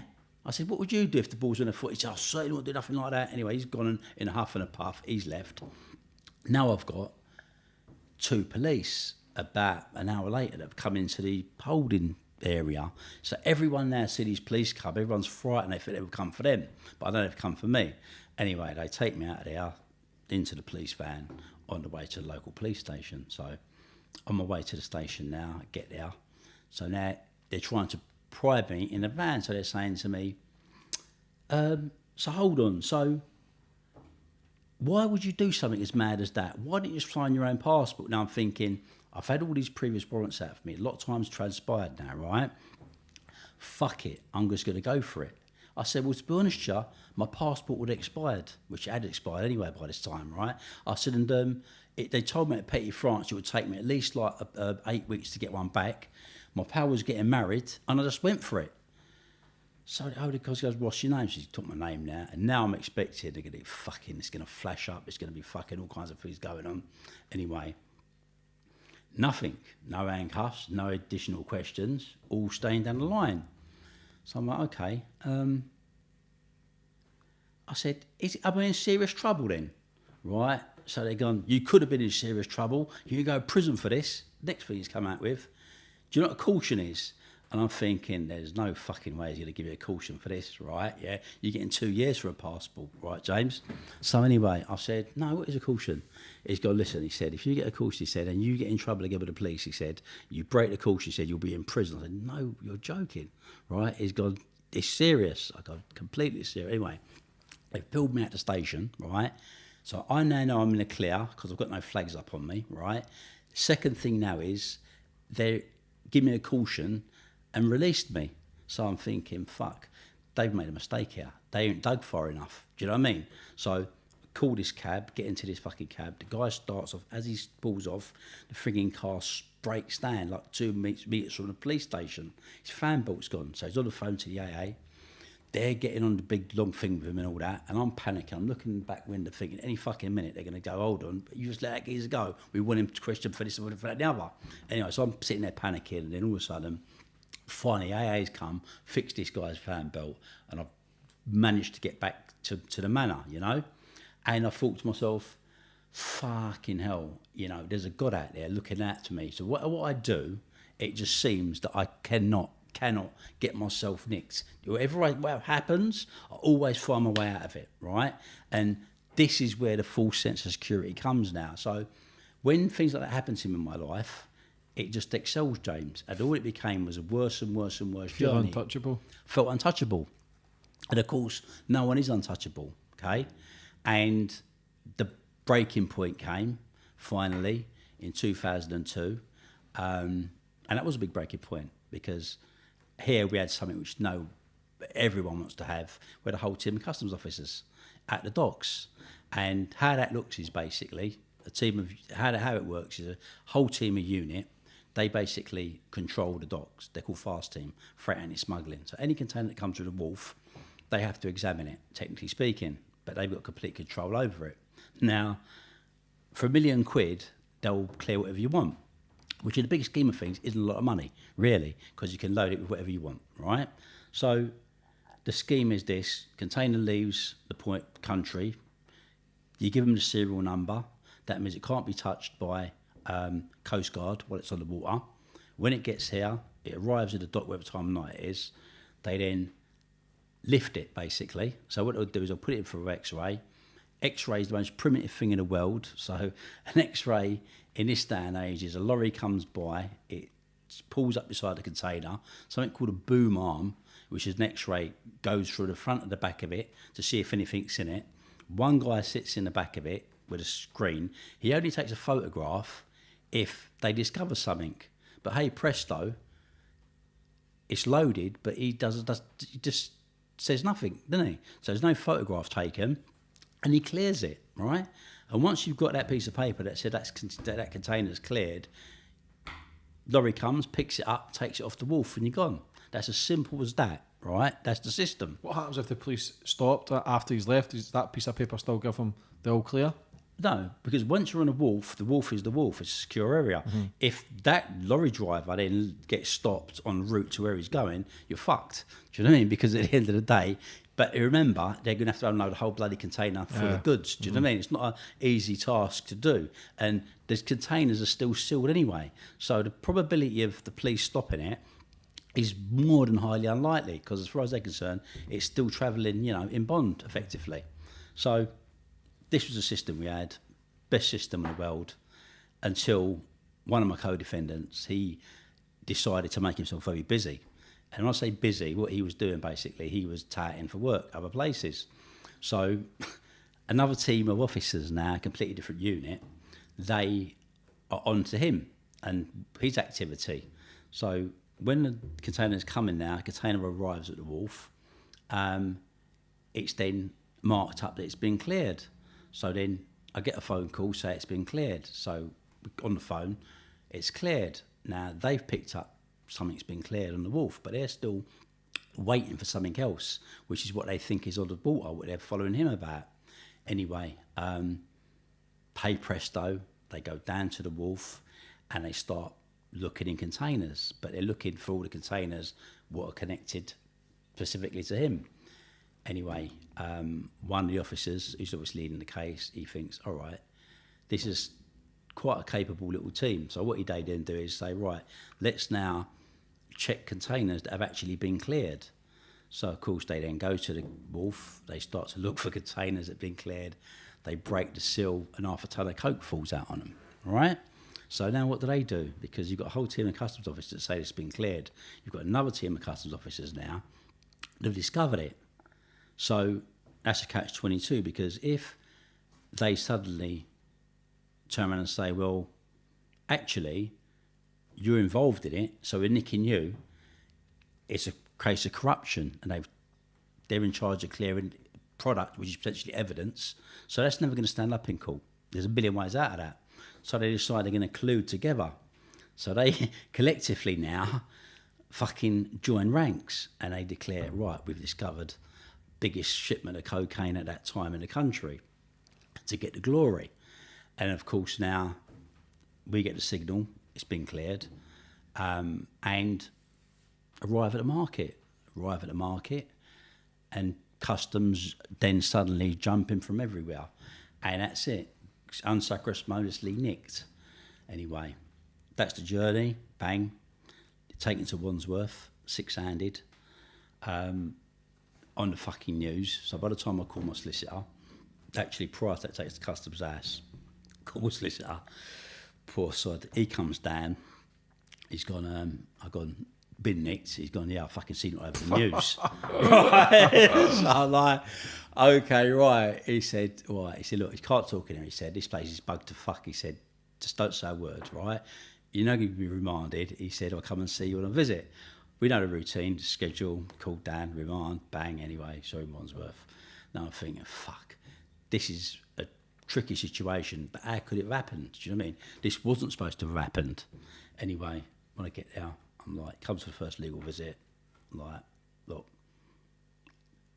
this thing is as dark as it gets, right? Whole team of customs are involved in this, right? He's like, looking there like zombie, like what the fuck, right? Anyway, it's gone, because now disclosures come in, and the customs that have been paid off are now actually saying that they've discovered it. It's a great victory for them, right? So these are people we're paying off who are basically nicking us. And I'm thinking, well, fuck, what on earth is there to do? And like, is like, you're finished. This is like, you're going to get the most severest sentence you can imagine here. You can never imagine, right? Anyway, so I'm thinking, this is a dark hole, right? But never give up. There's always got to be a fucking light. Anyway, never underestimate another man's greed. And this is the thing about these documents. PIO documents, basically, they're intelligence which are created. And the intelligence that are created, what they do is they come from agencies and they're supposed to be in what these organised crime groups or individuals are up to. So they read a particular bit of intelligence about one of my co-defendants. On it, it says, first one says they've got £9 million in the boot of his car, which I think they said was 900,000 in another document, but they're saying it's broken down into euros and dollar bills, US dollar bills. So now you've got a team of officers, which were at the time customs and excise, what they call them, special investigation. They became SOCA, then they became NCA, so that's a different unit. And they're looking at these fucking documents and just seeing these guys have got all this fucking money, right? And these guys are on 30 grand a year or 27 grand a year. And when you're putting temptation in the way of people who are trained to catch guys like me, because they have to fly really close to the wind. If you were to get me, you've got to think like me and you've got to be out there, okay? Now, that ain't very nice when you're sitting outside in your car in the freezing fucking cold, eating sandwiches, cold coffee, looking at a nice big house, lovely cars, going out for beautiful dinners with your missus. It's depressing, right? So this is the mindset, by the grace of God, that sunk in to the officers who were aimed to target us, right? Anyway, 2-2s, we're now getting disclosure, no sign of disclosure of, what's in terms of what's really, be behind the scenes. So they've done a complete cover-up, no whiff of corruption, nothing like that. Anyway, through my channels, right, I've got a message to listen, lead investigating officer on the case, right, he's up for it. Okay, what's the situation? Got contact with him, wants £250,000. Okay. Right, how are we going to trust this? True. How are we going to sand it out that it's for real and it ain't just another fucking drama, right? We can test it. So, okay, let's fucking try to test it. I mean, we're in prison at this time, so we're operating from a mobile phone. So I'm thinking, right, okay, tell him we want something. You'll get the money, but we want to test if it's real or not. Anyway, sent a message. You've got to send someone to a certain place and they're going to give them something and it'll prove that they're who they are. Anyway, send someone. Person comes back that evening on the phone. What was it? It's a key. I said, well, it's a fucking key, a street door key, and what's this supposed to do? I'm like, what the fuck? Anyway, right? So I'm thinking, anyway, so I'm waiting now. Cool, I got a call. Say, look, what's this about? He said to me, that's a street door key for your co-defendant's house. That's come straight out of evidence, Paul, right? He said, send someone to take that key and try a street door. Thinking, okay, right? Send someone, fucking key opens the street door. He's pulled the key out of the evidence bag. That means he is in the case, because only an officer in certain power can get those kind of access to evidence, right? So I said, okay, it's game on. Anyway, agreed to make a payment, which I've done. And the next fucking thing, what we're going to do, we still, and this is going to get rid of all the cocaine, we've still got a big fucking problem, right? So, something's arranged, right? And he takes every single file of intelligence that is on me and all my co-defendants and all the cases that were peeled off of us at a customs house to a hotel, photocopies the whole fucking lot through the night, yeah, and then puts them back in the safe. Paid, and then arrangements are made so I can start to get these papers delivered to me in prison. So I'm fucking hell. So I'm getting stuff come through. And I'm looking at this paperwork, man, it's just madness, because it's just everything you do. You're watching how these people are following you, right? You're watching how they've got bugs on people's cars. You're looking at informants they physically got on the case who they're paying, right? And this is just a eye-opener like you could not imagine. But still, it's more dangerous having this stuff, because it's just saying you're up to every fucking thing that's bad. Go through the roof right? even Everything more. that's fucking bad, right? So how do you turn this one from there into an ace? Did any of the informants, did you know any of them? Yeah, several of them. That was the most astonishing thing. I mean, we were going and getting meets with people, right, who were involved in smuggling, who were involved in working at the docks, and they were leaving us, right, to the fucking time, and they were going straight to their handlers, getting paid and giving information. I mean, literally, he was reporting from arriving to taking your fucking phone, your chips out of your phone, every fucking detail. And I'm going to show you some of them papers after as well to read, to really understand how this game's played, right? So see, when you were in Jamaica, you had the pass. If they wanted intelligence, you'd have had the heads up. Why the fuck come back? Why come back to put yourself through that surveillance, that intelligence, to gather information, to then build a case against you? Because that's what this thing does. It's addiction, James. You're sometimes better off taking drugs than smuggling drugs.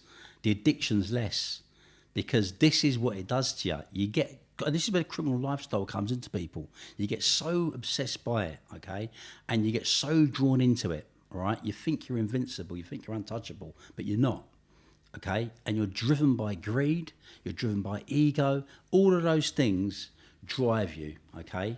And you're not looking at what you're doing. You're not looking at the thousands of life you're destroying. You're not looking at the misery you're causing people. You're not looking at the shame you're bringing down on your people who are good, hard-working, decent people. You're living a life which is a lie, okay? It's all a lie. We live this life, we think it's so great, it's so bravado, and it counts to nothing. That's what it amounts to at the end. No matter how great you come out of it, you're a failure, okay? If I walk into a prison today and deliver a course, first thing I say, every single one of you in here, including me, is a failure because you're in prison. And that's the beginning of it, and that's the end of it, and that's how we'll end up, or dead. Okay? Not two good choices, are they? Yeah. So were you making, when you were in Jamaica, were you making less than, instead of being here? Were you making more income, or was it just the same? No, it balances itself. You do make less, actually, if you're on that side of the water, because the simple reason is, if you're here, right? Top dollar. Of course you are, and also you're at the helm. So when you're at the helm of it and stuff, you know, you can't be anything can come back short or nothing like that. You're in a position, basically, you know the value of everything. So it's not a question of whatever you send and you're taking. You always know values of things anyway, but you know the worth. You know straight away. Okay, that can be cleared up straight away in a month, not the 4 months that he said it's going to be cleared, and then you've got to send another one to him, and he's always paying you money, which he's always got a deficit of 1 or 2 or 3 million quid, because he's never ever coming up flush. Do you know what I mean? And that's the game. People work off a debt. So people who tend to sit down here, who it's not their product, they're spending their profit before they've got their profit. So when they have someone knock them or something goes wrong, the person who's going to take loss is you at the other end. See what I mean? Big scheme of things, it's not hard loss, because the profit margins you work on, but it's still wanting to be the be all and the end all. You still want to take every penny. So you're not happy sitting down there. You think, fuck it, I want to get down there because I want to know everything that's going on. Do you know what I mean? Yeah. That's a control thing. So see, when you were doing, like, in Jamaica, did the intelligence ever come over to Jamaica to do surveillance, or were they not allowed? No, they can't, because the problem is they can't travel over there. They got a geezer they put over there called a drug liaison officer. Now, with people like that, basically, they're sent out to different islands. You have one just sent to every single island. So when they basically come, what they've got to realise is they're coming over to an island that you are in, that you've got everyone that you need, just right? So straight away, you know, when you're because they give them a house to stay, they give them all these bits and pieces. But listen, the first thing you know when they're coming, you know where they're about. You've got someone because they have a helper, looks after their house, okay? They have a gardener. You've got someone on now. So straight a fucking way, they're in that house every spare minute they got, and they're looking to find everything and anything, right? So not only you got eyes on them through the official source, right? You've got eyes on them when they're at home, when they're relaxing. Do you know what I mean? Any fucker that comes to see them, it's a friend or foe, you know, because you're on it. Do you know what I mean? Because this is the person, not just me or not just a couple of people, but everyone that British intelligence have got an interest in, right? That fucker's responsible. Do you know what I mean? So he's a person you have eyes on all the time, you know? And to be honest, you know, there are people I know that have approached the liaison officer, you know, on a few occasions, and they've done business with them, do you know what I mean? In order to deliberately send back bad intelligence, bad information. But if you've already got what you need down there, the best thing to do is just have eyes on them, because they think they're doing their fucking job. Anybody can be bought. That's a scary thing Anyone in life. can be bought. So see, when you started looking through your files then, and you started thinking so many informants, so much intelligence, but did you ever think beforehand No. that they never had fuck all on you? Never had a fucking clue, you know.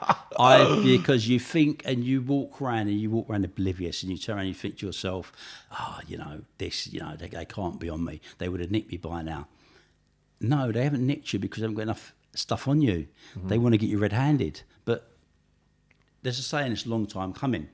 A long time coming is when you're going to get finally nicked and you're going to get sentenced, the judge gets all those PI documents. So when you get a massive sentence, you think, I've done fuck all. What's he giving that for? He's looked in at them PIs and seeing all what you've done and got away with. So he's sentencing you then for stuff that you've got away with 20 years ago. Do you know? And that's how deep this thing really goes, you know? Yeah. But criminals don't know that. So when you were looking through all the files then, did you think, I'm fucked? I looked through the files. Could they not have fucking burnt the files? Could they not have got rid of them instead of photocopying them? No, because, come on, James, all these things are generated on computers. Yeah. Okay, right? So the things that are printed off, they're file copies. And you're not going to get, because they're shared, so they're shared with the DEA, they're shared with Metro, they're shared, okay? So it's like, what are you going to do with all this fucking paperwork that says you're guilty, right? So the only thing you could do with it is what I sat down, I thought really fucking hard, and thought, if I'm not allowed to see this, my barrister can't see it, my lawyer can't see it, only person sees these fucking things is the judge, the people that's fucking made it, and the prosecutor. Leaves the jury. So I thought, this is what I'll do. So anyway, I fucking tailored myself really carefully. First day again to give evidence. This is the big finale now. So I'm in the dock. The fucking prosecutor opens up his case on me now. So he's coming up at me. I give him a pause, right? Because I've got my whole script here. I'm going out down the corruption route. I pull out a wad of papers out my fucking jacket pocket. So now I start to read out things. Not necessarily saying what I was reading out was on them fucking documents, but as far as the jury is concerned, what I was reading out, looking at those documents, must be what's on those documents, okay? So I'm reading these things out. The prosecutor's like, what's this? So I walk through the thing, I start giving papers to the jury, go up to the judge, I toss a thing at him, they say I threw him, I didn't actually try to put it on his bench, it just got out of my hands. He picks up the water bottle, he runs through his chambers, the prison guards grab me to the floor, take me out to court. Anyway, court break, my barrister's like, what the fuck, what on earth, because I can't tell him, if I tell him he can't take the case. What on earth was that, what was all that was that? I go, listen, I said, they're PIO documents, that's what they are. Where do you get it? Like, listen, he said, I don't even want to know where you got them from. He said, what are we going to do now? Because this has never ever happened in the British court of law, ever in history, do you know what I mean? The judge comes back in, he's ruffled, prosecutor's ruffled. They're saying, right, these documents we just found have also been faxed to the court, right? And these documents have been faxed to the chambers, right? So documents are going everywhere now. So he doesn't know what to do. He's never had realised this before, but I know what's going to happen. Jury comes back in. So the jury's back in. The jury's like, first question, what are those documents about? Mr. Pritchard says he's innocent.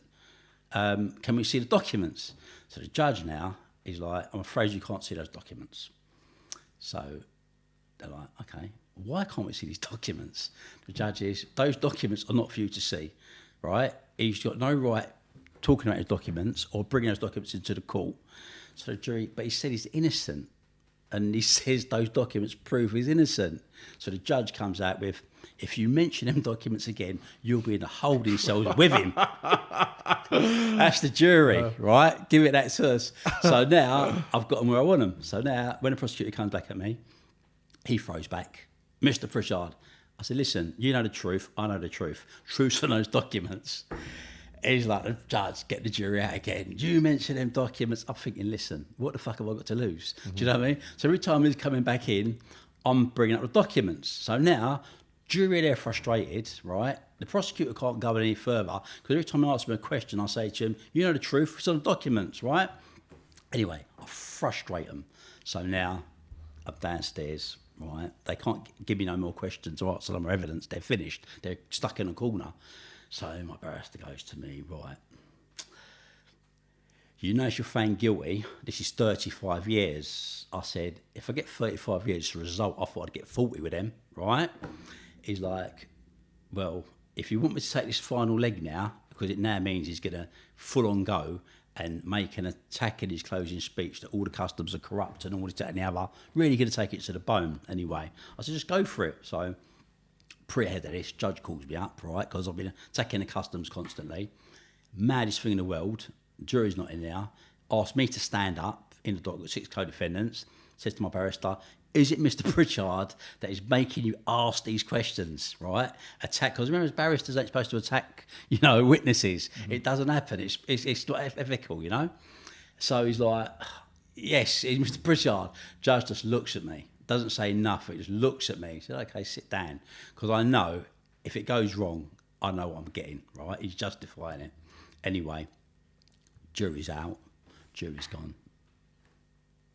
Hour later, comes back in, thinking, whoa, they've got me guilty. Anyway, he's gone, no, boom, boom, boom, 3 not guilty. The drivers all gone home straight away, right? Think, fuck. Anyway, next thing now, we're out for a day. Day 2 comes in, jury comes back, another decision. Bang, another not guilty. One of my co-defendants has gone. That's leaving 2 of us now, right? Anyway, I'm thinking, we've got to be home anyway, so we're still sitting on the fence. All of a sudden, jury can't make a decision. They're hung. They can't come to a verdict. So it's like, right, well, you've had you here for over a week. You're all dismissed to go. So I've gone home, never forget it. I've gone home, gone back to prison, right, in the prison. It was Christmas, right, the break for Christmas. I was watching the television, and that night I saw the news at 10. And news at 10 had a whole thing about cocaine, right? They had this whole little program, and you could see that program was for us. It was set a time space in there, and it was all going to be today the biggest ever drug conviction thing in British history. Boom, boom, boom. That would have been it. So instead of that, they had to rush around, get some little street dealer guy with a fucking microphone and a bit of stick to pretend like, this was a segment of how bad cocaine is, how heavily involved it is in our society today, right? So I thought, okay, I've missed the bullet on that now. I'm going to sit down, ride this out, got the second trial coming. So anyway, head of the second trial now, thinking this has got to be easier because I can, of course, slide my way through this anyway. So now I'm toying with the whole idea of it. So now, when the trial starts, I'm thinking I'm going to do the same trick. But now the judge says, when Mr. Pritchard gives evidence, he's going to be handcuffed to the dock. Right? So there's no fucking hope of getting any documents out of my pocket again. He's not going to let that one happen. So I think, okay, what's good for good is good for the gander. So what we're going to do is, magically, a website appears and it's got all the intelligence documents on it. Anyway, so now when my co-defendant is giving his evidence, so he's giving his evidence, he gives his evidence in chief. As the prosecutor comes to him, he starts to say justiceandcrime.tk, justiceandcrime.tk. Judge, what's he talking about? He's gone, that's a website, Your Honour, where all the corrupt customs officers' names are on, right? The judge is like, what's his... Anyway, so the jury now, this is a new jury. Anyway, so the judge is like, if you look up that website, you're all in contempt of court, stay off your laptops, you're not to go in this case. Anyway, that night, miraculously, a pirate radio station also reads out the website, right? Anyway, so now the thing's properly in the public domain. It's getting hundreds of hits. People are downloading documents, got a whole scenario going on. So now the judge is like, right, okay, the jury want to know what the document's about. We can't show the jury these documents because it is highly prejudiced against him, right? And their public interest immunity, which is put on by the Crown, right? So now the next shuffle is going to be, what do you do? How do you stop this leakage? So he's now rewriting law as he goes along. Says, okay, we'll share the disclosure with the co-defendants, so as no one's got an unfair balance. But of course, we already know what's on them anyway, so that's achieved absolutely nothing. But in the midst of this now, by the way, right, and back in my head I'm thinking, I'm fucked. I'm going to get sent down now. But if I can somehow get it public that there's corruption going on, I've got an appeal possibility. Anyway, I get a phone call from my missus. She says, got a phone call today. It's this production company, McIntyre's Underworld. And Donald McIntyre makes some of the worst programmes for criminals. He's your nightmare. This guy jumps out on you with a camera. Do you know what I mean? Door stops you, the whole lot, right? So I'm thinking, he wants to make a programme because he thinks I'm going down, right? So I said, all right. I said, find out from him. Yeah, definitely interested, right? So he can't come and visit me because he's banned from Wandsworth because he's done a documentary there about corrupt prison officers like a month before, so they won't let him into prison. So anyway, cameraman comes along and the producer, Michael Simpkins, so they sit there. I say, look, I said, it's entwined with loads of corruption. I said, and go ahead, make the documentary. So I've got a mobile phone, so I can be in contact with you. But generally follow about day-to-day life, my friends, my people. Do you know what I mean? They'll happily help you along. They were making this fucking documentary, right? So 3 months they're filming while all the preparation for the courts come in, right? This has come ahead of it. Anyway, so, but in the back of their heads, I'm still going to get this massive lump of bird, and that's how it's going to end, because bad guy can never win. That's how these stories have to end up.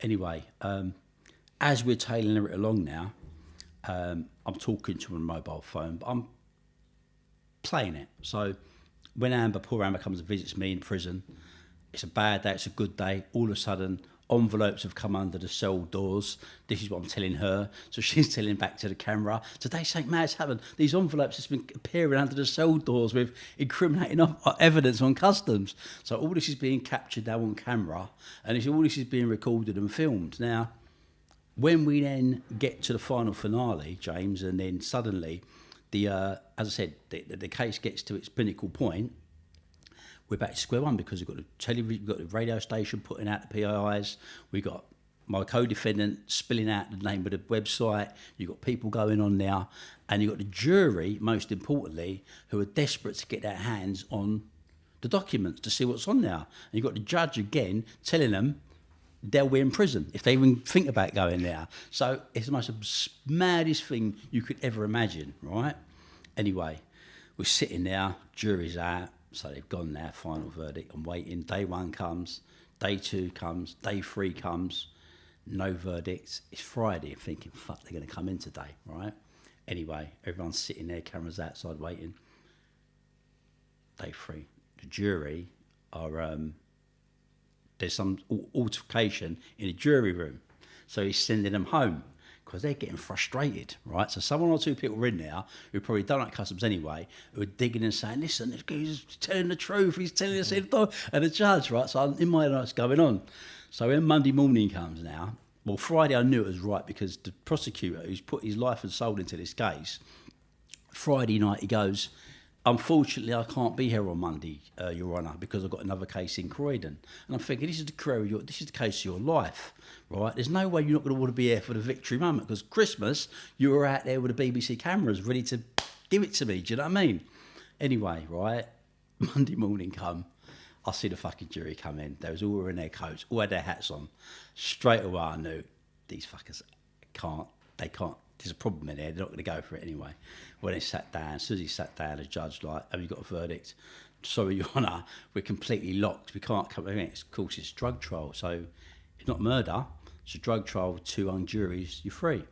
So he acquitted us. Anyway, that was the end of that journey. And of course, poor Donald McIntyre, he's made this documentary now that you've lost this massive ending. So they had to actually turn it into more of a love story, right? Which was quite classical. Do you know what I mean? Of this story, this poor woman, his wife is stressed, she's struggling, do you know what I mean? Going through this journey with him, and that was another episode in my life. So at that point, James, I thought enough is enough. That's your free pass to make a change. Enough is enough. I've just walked out of 40 years here, right? and I've been the luckiest man on earth. I've gone through all the warehouse parties. I've smuggled prolific amounts of contraband all over the world. Do you know what I mean? And I've just dipped and dived and dipped and dived and dipped and dived, and now I'm playing with my life. Do you know what I mean? And along this journey, I've had business partners that I've seen in Jamaica get murdered. You know, I've seen everything you could imagine happen, and I've not been shot, I've not been stabbed, I've not got a scratch on me. Okay, I've walked this walk and I've gone this road, right? And I haven't had anything happen to me, right? So I thought, that's it, turn over a new leaf. So what do I fucking do? Think, why don't I write a book? Anyway, so, of course, Smuggler. Never written a book for my life. So I think, okay, right, what do I do? I'm going to put pen to paper, this story, but I can't be bothered. So I go to a publishing coach, listen, I've got a great story, you know, but I can't bother to write anything about it, but I can tell you a little bit about it. So within 2 minutes of speaking and leaving a message on the guy's phone, it's Bill Campbell, he's in Scotland, funny enough, Mainstream Publishing. So it's like 4 o'clock in the afternoon, Friday afternoon. Anyway, the phone rings 9 o'clock in the evening. It's like, Mr. Pritchard, I said, yeah. He said, I'm Bill Campbell. He said, I'm Mainstream Publishing. I said, okay. He said, let's got your phone message. He said, this is the maddest story of the world. He said, can you meet me? I said, yeah. He said, I'm in Edinburgh. I said, well, I'm not going to Edinburgh. He said, okay, I'll fly down. Anyway, I met him Monday morning at the Groucho Club. Straight away, we signed a book deal. It was at a game. So then the question was having a book written, and I thought, okay, right, decent advance, and had to find a ghostwriter. So only person I could think of was my old pal Norman Parker. He'd done 28 years behind the door, written some best-selling crime books, Parker's, Telstar, and so forth. So I flew down to Valencia. He put the book together in 21 days, which was the world record for doing a book. A lot of it was, you know, just fluff, because obviously, you know, I took him on a whole journey of cigars and all kinds of bollocks, do you know what I mean? So the book was out there, and it was there. And I thought that was it, do you know what I mean? I had it sitting there, had talk of a potential film coming from the back of it. And at this stage of my life, I thought, you know what? I've got enough money. I've got everything I need. And I've said something. I've won. I've beat them. I've succeeded. So I decided it was time now to call it a day. So I moved from the manor, bought a beautiful house in Essex, and tried to start a fresh life. My son Hayden was born, and everything was looking great, James, but it was the addiction, smuggling, the whole addiction to the criminal lifestyle. I couldn't give it up, okay? And I went to Essex with the greatest intentions in the world. I wanted to set up a studio where I could actually talk the talk and get young people not involved in this lifestyle. So I built a film studio, you know, which had a restaurant in it. It had a green screen film studio, it had a recording studio, and it had aspirations to be something great. Unfortunately, one of the people who was around me, who I trusted because you've got to trust someone, basically, to have someone close to you. I had him as my driver for quite a while. He fell into some trouble with some people, and I didn't want to get too deep in it, but I agreed to give him some money. Gave him 50 grand to get him out of that, you know, issue he had. Anyway, trod along as you do. I remember, it was 2013. He came along and said, look, you know, he feels bad about the money. He wants to start chipping off money, blah, blah, blah. But, you know, he wants to basically, you know, get some graft to get the thing going, to pay me back. So I'm thinking, okay, don't I want to get involved in this? Because I've got money. I don't really need to do this now. Do you know what I mean? Right? Anyway, I'm on a journey. I think to myself, okay, right, fuck it, I'm going to do it. So I do it. I call it on, get him some gear. Little did I know, earlier that year, he had a tenant in his house. Fucking police kicked off the door, found 60,000 pills in there and 5 kilos of weed in a sofa, which is a hidden compartment. And in which case, the tenant got arrested, said he rented the house furnished. The tenant was in prison on remand. Then a series of other events had happened. He'd picked up some gear from someone and dropped. The police were watching him. He gave over the gear to an old guy called Mr. Middleton, John Middleton, I think his name was. As he drove off, this poor sod got arrested with half a key of gear. Then some other people, he dropped some gear to them. They got arrested straight after. So he was effectively a police magnet, right? And my connection to him now was the prize. Do you know what I mean? Because he'd been called in, obviously, at some point. And at some point, I would have been the, grand finale. Anyway, I went to organise the gear for him. I said to him, look, it's on you now. Do you know what I'm saying to you? Do what you got to do, and we go from there. Anyway, the fucker said to me, in the morning, he needs someone to go up there with him. Now, considering the last case I'd been on was being behind over 500 kilos of cocaine in my car, right? The last thing I needed to be doing was driving behind gear. So anyway, in the end, I thought, right, I can't let the situation down, so I'll go with him. So we drive down there. It's an incredible story. I say, listen, this is the protocol. If police come, I'm going to take them off the road. I've got my Range Rover. The worst case I'm going to do, I'll get 3 months of dangerous driving, right? I'm a criminal. I'm practical. I look at the ups and the downs to these things, right? And you just fucking take off. Anyway, so we turn up, gets the thing, driving back. Hey presto, police coming out of everywhere. So I see the police car and I think, that's it, fuck it. So I come in behind them, I take them off the road. The geezer pulls up in the fucking lay-by with 6 keys of gear in the back of the car. I'm like, fuck. So I'm ready to go now, but of course now the police have come everywhere for me. So this is what you call payback now, James. This is where always every dog gets their day, and this is what it comes back on you. So this time around now, as I've tried to pull off, they come on me, arrested me, took us to Basildon police station. I went there, then obviously, boom, there we go, you're charged. So, bang, on a bus, Wandsworth. I arrive at Wandsworth prison. As I get there, Geezer puts my name on the computer, he pauses, all of a sudden looks up at the camera, which he's got above there. 2 minutes, officer comes down, there's security. Goes, Pritchard.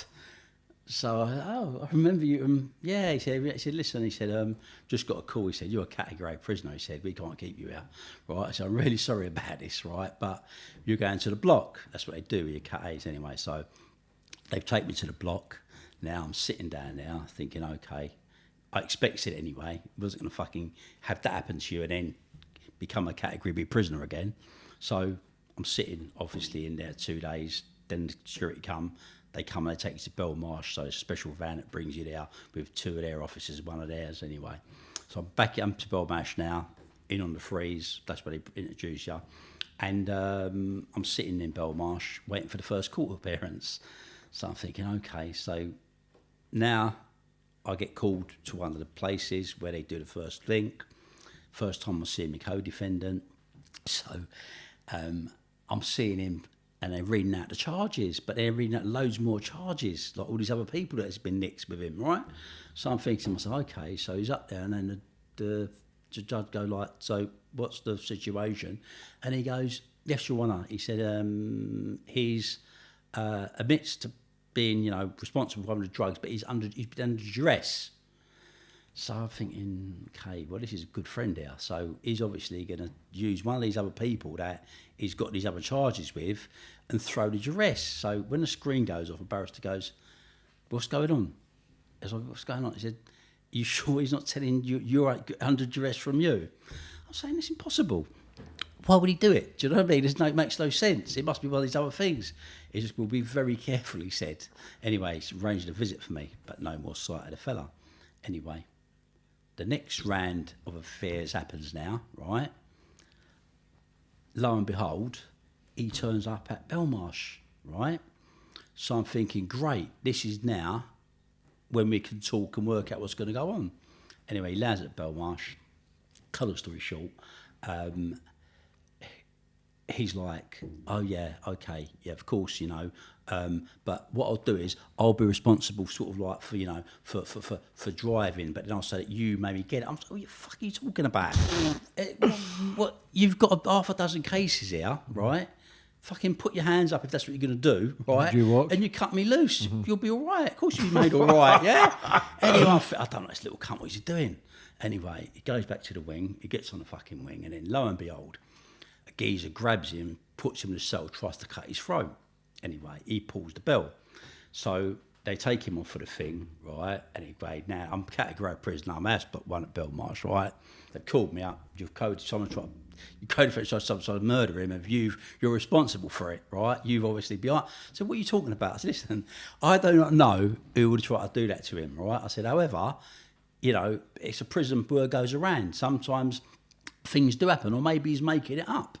Anyway, so I thought, all right, that's not a good look, because now all scrutiny's on me, even worse now. Do you know what I mean? So it's a full out. So they've took him now. They've put him on on another wing. I think house spot 4. And he's got to house spot 4.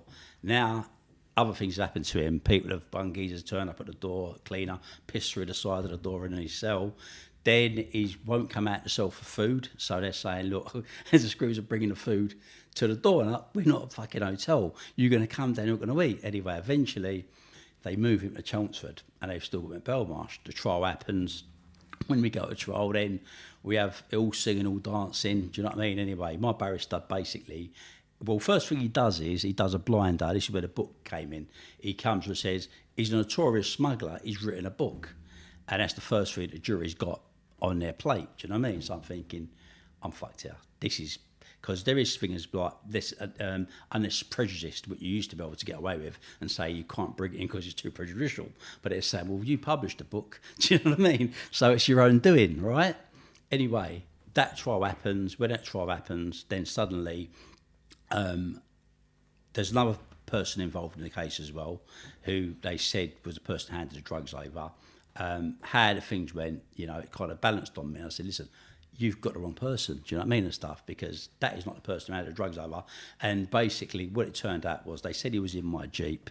They said he was in my passenger in my vehicle and had driven out. Now, I knew this guy wasn't in my vehicle, so I was waiting then for the DNA to come back, because I knew there'd be no DNA in there or fingerprints. I knew that would probably be enough.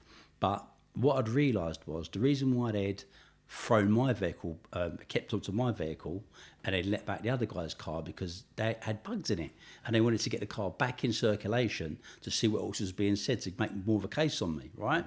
Anyway, cut long story short, when the grand finale came, the guy who they said was in my vehicle, I bounced it on the police basically and showed, but basically what they were up to was they'd made a mistake, and she had made a mistake. What happened was the officer was looking down the alley. She couldn't see down the alley, so she made an error, thought the fella was in my car. So when it bounced back on me, I said, no, that is not a fella. That wasn't a fella even seen even near the place. So how do you know? I said, well, the fella was 6'2", and this little Russian guy gets up there in the dock and he's about sort of 5'8", do you know what I mean? So the jury's like in dismay. So the police hated me for that, because one person just walked and I've tricked him into that happening, right? Anyway, when the jury's come back, matey's been found guilty, and me and the other fella who he put the gear on in, I think it was in May, got hung juries. So I thought, yes, one more hung jury. I've done it again, James, right? I'm going home, right? Anyway, so I'm thinking, great, sitting back in Belmarsh, waiting for the next date to come for court. Phone my solicitor, long-time friend. I said, when's the next visit? He said, sorry, I can't talk to you, Andrew. I said, what do you mean? He said, I've been arrested. I said, what? He said, they've arrested me. I said, what are you talking about? He's gone, they've arrested me. Them thing that happened back in 2004, they've arrested me, so I can't represent you. Your first court case? First case. I thought, what the fuck, right? Anyway, now I'm hot property. So now I'm looking to find a solicitor. Now, when you're going to get barristers and solicitors getting arrested and locked up, there ain't many law firms that want to handle you, because how that thing works is there's a rule of conduct usually with police and solicitors, so they don't usually cross that line, James. But on this occasion, the gloves was off. Anyone connected to me, they were going for it the same way they had my sister. They held her on bail. They had my PA. So they just went for everything and everyone they could around me, because they wanted to make an example of me. I get it now, do you know what I mean, and stuff. You can get away with so many things for so long. Sooner or later, you're going to pay the price. Anyway, gloves was off. So they bounced me into that square, and I thought, okay, I'm fucked. Got a solicitor, done a really good job, best he could do. But of course, good and better, do you know what I mean? Anyway, got found guilty. give me 15 years. Thought, okay, the sentencing guide was 7.5 years. He's took me through the roof, right? Which I'd expected, because he's now read them PII papers. Is that those the little ones, papers you said? The ones I've got in my drawer, yeah. right? So I know where that's coming from, right? So I said, okay, it's an appeal, but I'm going to be in prison for a good few years for that appeal to come. Anyway, that ain't just enough for them. So in their heads, they're thinking, right, we want to give him what he should have got in the first place. So they're calculating how they're going to get this sentence up. So they come with a nice hefty confiscation order, right, which would have given me another 8 years on top of that if I didn't pay it. But luckily I had money, I paid it, right? How much? Over £1 million. I won't say the exact figure, right? Anyway, so I thought, you know what? That's liverable, right? Anyway, now we come with the final finale, right? So we've got two anti-corruption police coming to see me. So now they rock up. I'm like, what the fuck now, right? So they've gone, right, when you was arrested, there were these files found in your house, and they're from so-and-so papers and all that. My solicitor stresses it, thinking to himself, oh my God, not more things now. Anyway, they've gone, and there's like so-and-so, so-and-so. So I'm looking, I'm thinking to myself, are you fucking real here? Anyway, then they started to go on and they started to say, there's this one's fingerprints, that one's finger, that one. And I'm thinking, this is fucking bad, because there are people's fingerprints on this. There's a whole other conspiracy case going on. Then I get the next bit, they show me a picture of my mate. And I'm like, what the fuck? From a video thing. They goes, this man faxed these documents to the court on such and such a day, blah, blah, blah. This was on Crime Watch. I remember it coming on Crime Watch. Because when I got not guilty, I went off to Mexico. I was down in Mexico for like about 3 or 4 weeks. And someone, when I called back, said, listen, fucking your pal's all over the telly. He's been on Crime Watch. They said he's perverted the course of justice, £100 million drug case, right? So I was thinking, anyway, when's it going to come? Anyway, so cut long story short, right? The weirdest thing happened at the end of it.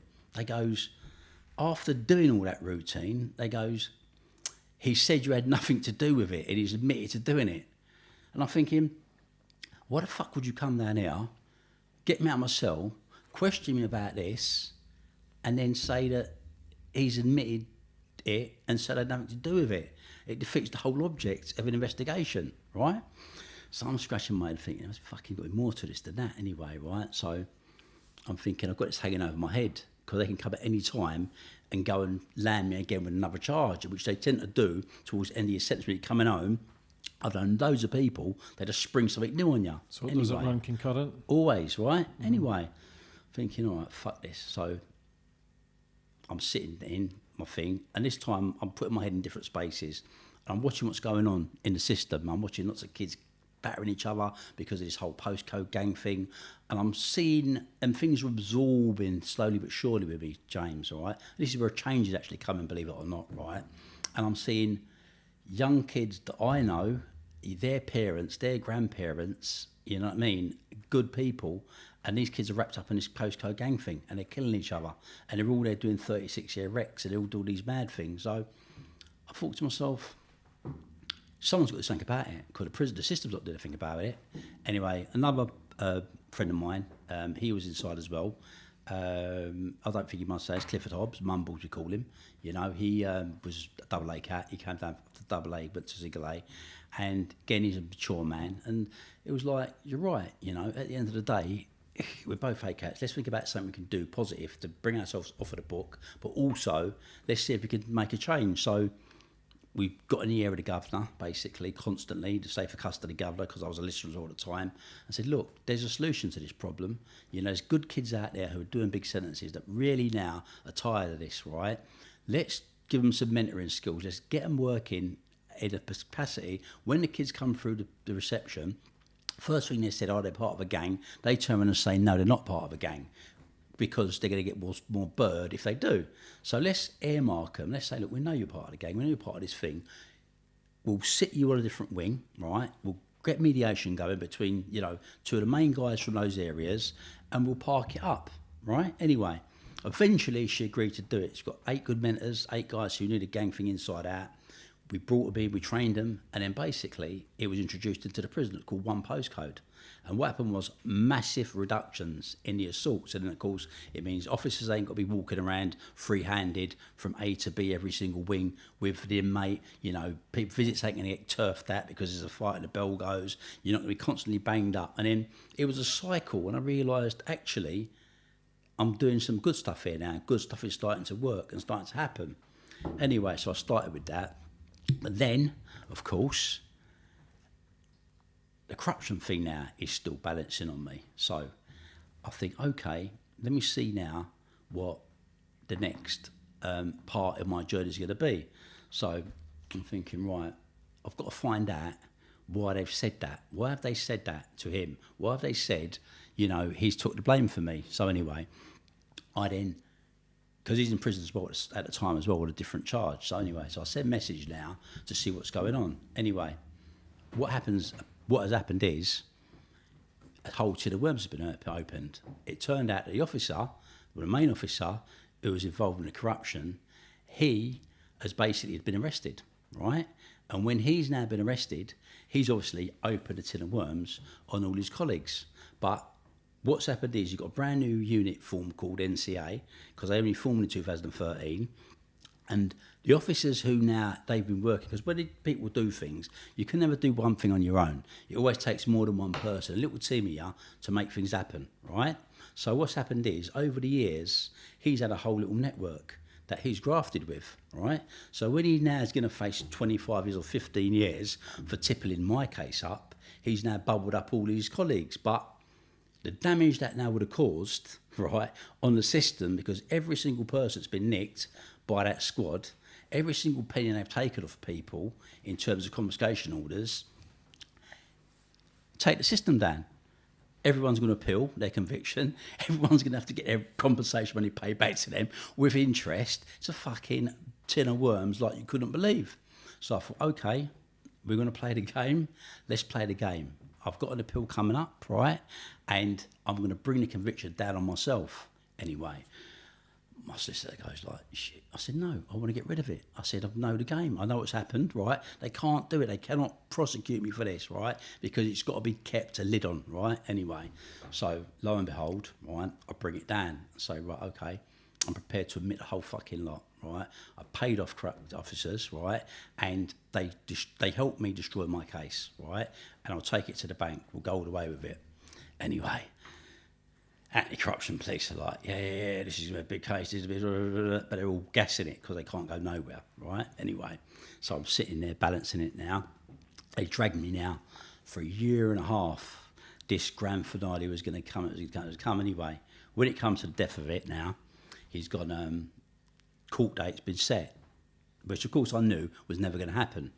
When it arrived, then I got the thing. I show it to. It's hilarious. So he's gone to me. You're going to be sentenced, he said, but no one else is going to be charged. I said, what? He said, they're not going to charge anyone else. He said, I said, it's a conspiracy.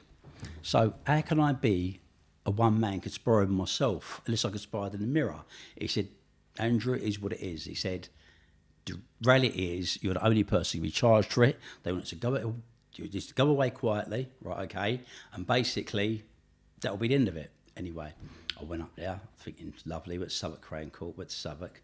So I arrived there and they're talking, you know, obviously Mr. Pritchard brought this down on himself, blah, blah, blah, blah, blah. So I thought, okay, right, now, where's he going to go with this? So it's looking good. So when I go back round, the warden says to me, oh, just prevent the course of justice. That's like a suspended sentence, do you know what I mean? And I'm thinking, like, suspended sentence, is it fuck? Do you know what I mean? So when I've gone back up there now, I've got Judge Griffiths, he's come back up there, he's gone, never in my life have I seen such a terrible case, he said, of perverting the course of justice. He's gone, you know, he said, over 500 metric tonne of cocaine was imported. Had you been found guilty of that, this would happen. Anyway, he's rolling off this big, long fucking speech. And I'm thinking, fuck, this geezer's going to give this to me. I'm doing a 15 and I'm going to get hit with another fucking sentence now, right? Anyway, I thought, Jesus, anyway. So when he's rolled up on me now then, finally he's banged me down and he's given me another 3. So I'm thinking, I'm fucked. I've got 18 years, right? Okay. But still, I'm hanging in the balance score, I've got my pill coming in anyway. So I was go back to that cell that night, thinking to myself, oh, fuck, I've given myself another 3 years for no good reason there, James, right? Anyway, I sat it out, went back to the Court of Appeal and stuff. Anyway, I was optimistic with Court of Appeal. Anyway, they came down eventually, and I got down to 10.5 years. So then I thought, all right, so I'm now in a position that I'm going to do 5.5, 6 years, and I'll get my freedom back, providing I don't fuck up anything else. And then the greatest day of my life came, and I thought, because I was sitting it through, I was an A cat, a B cat, and then they turned around and said, eventually, you know, you've got your D cat. And my parents were very old at the time, and I always thought in the back of my head, they're going to die, right? And I'm going to be in prison when they die.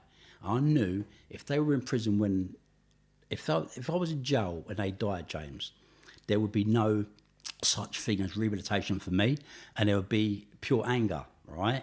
And I'll never forget, I got my first home leave, and I saw my mum. She had dementia. She was a shell of a person. My dad, you know, dementia was getting to him early stages. You know, Amber, you know, she'd been through all this shit. My son had grown, do you know what I mean? And I just looked at it and thought to myself, this is what prison's about. Do you know what I mean? This is what my fucking life was about. All the people I loved, I've effectively destroyed playing this fucking game. Do you know what I mean? Anyway, when I did get released, I thought to myself, I've got to do something positive now in my life, James. And I set about creating a foundation. And I thought to myself, all the problems I made as a young man, the mistakes I made, all this drug smuggling that I thought was great and prolific, it's an illness, it's addiction, it's a sickness, right? I wanted to create courses that people could, you know, learn from these mistakes. Do you know what I mean? Understand, you haven't got to sell drugs to be successful. You know, had I stayed in being a promoter, I would have been far more successful, made much more money, right? And been able to make people proud of me, what I'd done. So the foundation for me was all about setting it up, giving kids opportunities into music, film, you know, all the artistic stuff that kids do like, but don't have avenue in there. Give them support, teach them the signals and the signs that we've got. Do you know what I mean? We look at and think it's so glamorous to go down that road. It's so great, you know, all the money, all the drugs, all the women. At the end of it, the price you're going to pay, right, is not a price that anyone, I wouldn't wish it on my worst enemy. Do you know what I mean? Misery. Because we spoke earlier about the films Scarface. Everybody knows the famous lines, this and that, but everybody forgets that Everyone he was forgets actually it. blasted at the end and shot. Everyone forgets You look it. at the films Blow, you look at El Chapo, you look at who's the Colombian? Colombian? The guy. Oh, Escobar. Escobar dead. El Chapo kept escaping, kept getting caught. Yeah, well, even yourself, you're like an evil genius. It's like you've always got an avenue how to try and beat the system, but it always beats you, doesn't it? Every single time. Especially the misery and the pain, not just the people who took drugs and died. Yeah. It's also the misery and pain. Your mum and dad seeing you in prison, at courts, broken down relationships, probably not get special bonds with your kids as the way you should have. What do you think looking back on it all? Looking back at it all, there's two things that I look back at. Number one, you're never going to beat the system, okay? And yeah, there's corruption in the system. Not saying it's completely corrupt, but there are elements in there that people like me have managed to get to, okay? So that's a small part of the system. But the system is always going to win because that is the system. It's there to win. Now, the minute we think that we're bigger than the system, okay, and I thought I was bigger than the system, okay, then you've made the biggest mistake you could ever make because it will come and bite you in the arse. And it might not be that case, but it will come down the line. And to be quite honest with you, I'm still the luckiest man in the world here because I'm here. I could easily be still sitting in Whitemore prison, you know, where I was sitting, you know, rotting away. And rotting away. And I've got friends and people, great examples, Curtis Warren. You know, Curtis is a guy who spent so many years in prison, okay, right? And, you know, it's a question of the system hates him, okay? And when the system hates you, this is what they do. They push you. They push you, they push you, they push you, right? And the minute they get you in that corner, the cases will keep coming, you know? They won't stop, you know? And that's just one example. There's at least a dozen examples I can give you of people who, you know, I know over the years who have had amazing runs. I mean, and geniuses. Oh, I've worked the system and I've been very smart in certain elements. I've looked for the holes, I've looked for the gaps, and I've punched them, I've pulled the triggers. But people far smarter than me, and they're still getting 26 years. They're still getting 18 years. They're still getting big sentences. They're not happening when they're 20 years old or 25 years old, James. They're happening when they're 50 years old. So what does it break it all down to? Greed, power? What do you break it all down? Because many times you try to come home, try to change your life and get sucked straight back in when you could have retired 100 times over. So what does it all come down to when you break it all down? These people are doing life and they're worth 100 million, 200 million. What does it all come down to? It's a combination of stupidity, greed and selfishness, okay? Because you're selfish to do it to people that we love, okay? We're greedy because we're happy with what we got. We always want more. And we're stupid because we think we're going to get away with it. And those are the three things. And how's Curtis? Is he getting out? Do you speak to him? Curtis is due out 2023, and an example of someone, because his case is just weaved with corruption. I think he gave me his papers there. I mean, they had bugs in a car, okay, and the car travelled from France to England. There was no authorisation for that. In any court of law, they're illegal bugs, and that's what the case is built on. The reality is, and I've seen it with my own eyes, and it states in there crystal clear, the end justifies the means. This was the Attorney General of Jersey. That's what they've said. End justifies the means. Police have physically said, yeah, we broke the law to get him. When you've got a situation like that and the cards are weighed against you, it just lets you know, doesn't it? Mm-hmm. And Curtis is one example.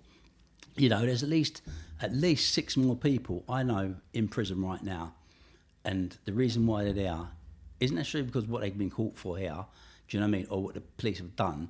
It's because of the hatred that built up with the police over the years and the system over the years, Yeah, and that goes to show for anybody watching that if the coppers want you, they'll get you. No matter, there's, like you says there, there's not people they've been caught with, but it's the years and years of the backlash of the shit that they've done. You're going to pay. You're going to pay that price. You'll pay that price. And the misery that it brings, as I said.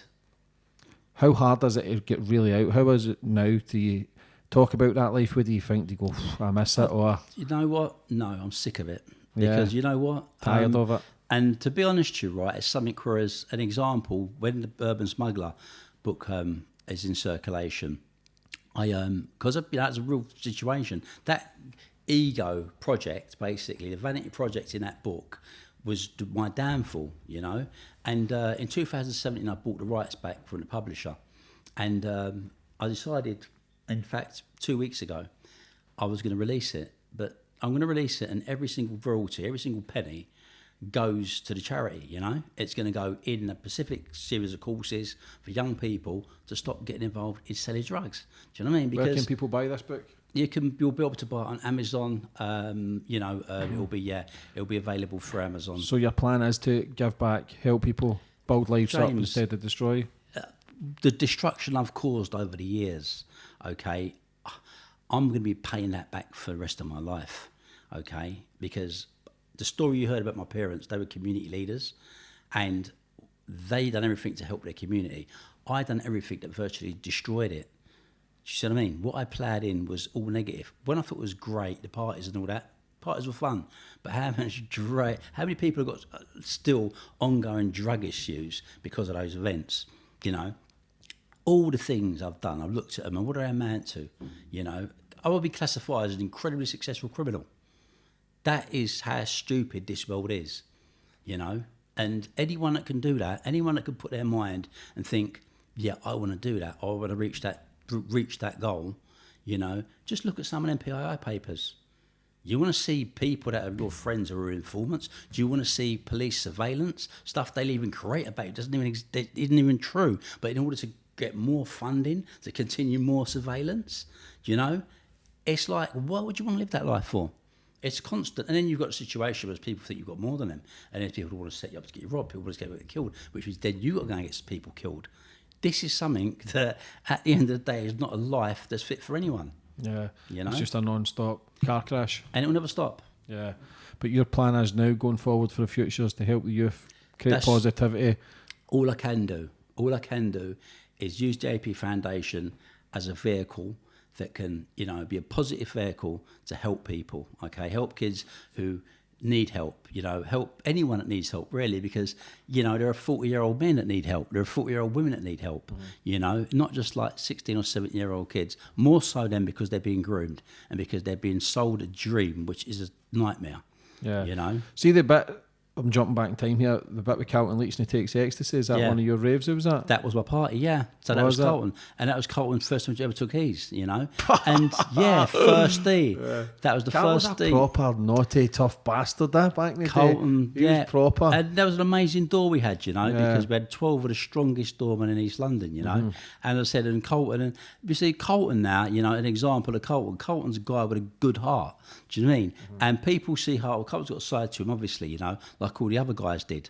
But, you're talking about people, if they had your back, they had your back, all the way, all the way, And the thing is, that's the thing sometimes. And Carlton, he's had his journey, as I said, and Carlton's a very lucky man to be alive. Yeah, he does what he said. He's got his missus now and doing his thing. And I've got a lot of time for Carlton. Could have been in that Range Rover that night, believe me. Yeah, it's scary, yeah. What do you think now, looking back in your life? Looking back on my life, for the first time in my life now, I think all that journey and all that stuff, I can actually use it now in a positive way, because I can have something to say. If someone turns and says to me, well, I want to get involved in this life, or I want to get involved in this, I'll just say to them straight, you're probably not even going to get close, anywhere near close to where you think you want to go without getting either dead, shot, stabbed, in prison. These are the most obvious options, because I had a great formula working for me. The pieces fell into place really easily. But do you know how many people I know who are business associates and partners that were shot down dead, all because people were trying to get in front of them in a ladder, do you know what I mean? Or there was a minor dispute, but usually more often than not, people don't want progress. If you're progressing, someone sees that's a spot they want to hold, because it should be them progressing. And that's the mind of a smuggler. That's the mind of a criminal. Criminals have this. Someone told me years ago, the worst thing you could do is be a successful criminal. Everyone's going to want to call you a grass. Everyone's going to call you no good. Everyone's going to call everything bad about you. Everyone's going to steal what you got. Everyone's going to want what you got. But the reality is, what would you want to be in a business like that?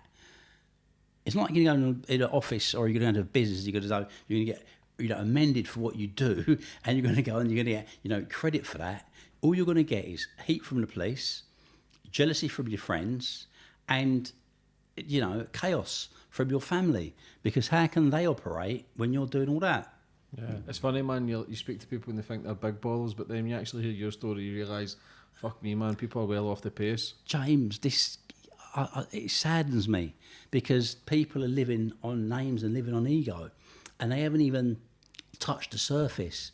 But when you go there and you've been there and you sat with the highest you could go and been that person, you realise it's still nothing. It amounts to nothing. Do you see what I mean? It amounts to nothing. All it amounts to is death, destruction and misery.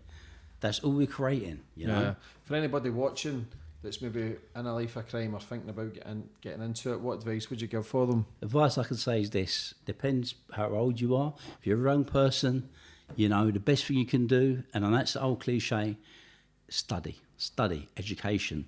You can make more as a computer programmer, or doing something in the creative arts industry, or having a business, setting up a business, okay, and having success, far more than you can ever have with this, and sustain money. You'll leave something for your kids, you'll have a legacy, you'll build things legitimately. All you build here is something which is going to be a house of cards, because when it goes wrong, the police come and take it all anyway. Yeah. Looking back on it all, final question, would you change anything? Would I change anything? And that's a real funny question, because would I change the life I've lived, all the stuff I've put into it and all the stuff I've experienced? No, because it's my life, it's my story. Would I change the misery that I've caused my family, friends, and death and destruction to all the people I had as a result of doing what I'd done? Of course I would change all that. But one has to go with the other. So what can I do? Balance it. Try to put back some good for some of the negative that I've created. And that's it, James. Exactly. Andrew, Thank you. Absolutely phenomenal Thank you. story. Thank Can't you. wait to see the rest of your journey and what you do for the future and the kids, and it's going to be powerful, and I can't wait to see it, brother. You've got my backing. And if you want to travel to the website, it's www.apfoundation.co.uk. All the courses we do are there. You know, we do online courses. People can come on board. They can apply for those. You know, we supply those free. You know, and if you want help, if you want a way out, we have a 5-step pathway: intervention to get into the communities, rehabilitation to get into the prisons, you know, employment, housing, training. You know, we offer all those things, James, you know, and it's not just lip service. You know, one thing about me is I'm real. If I say it, I do it, and it's what we do, you know. We can leave the links in the description for that, because that'll be some powerful stuff. But Brilliant. Thanks for coming on today, Thank you, brother, James. and God Thank bless. you.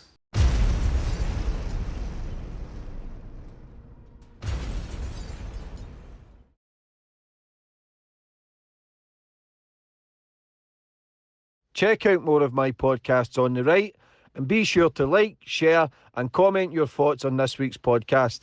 Thank you.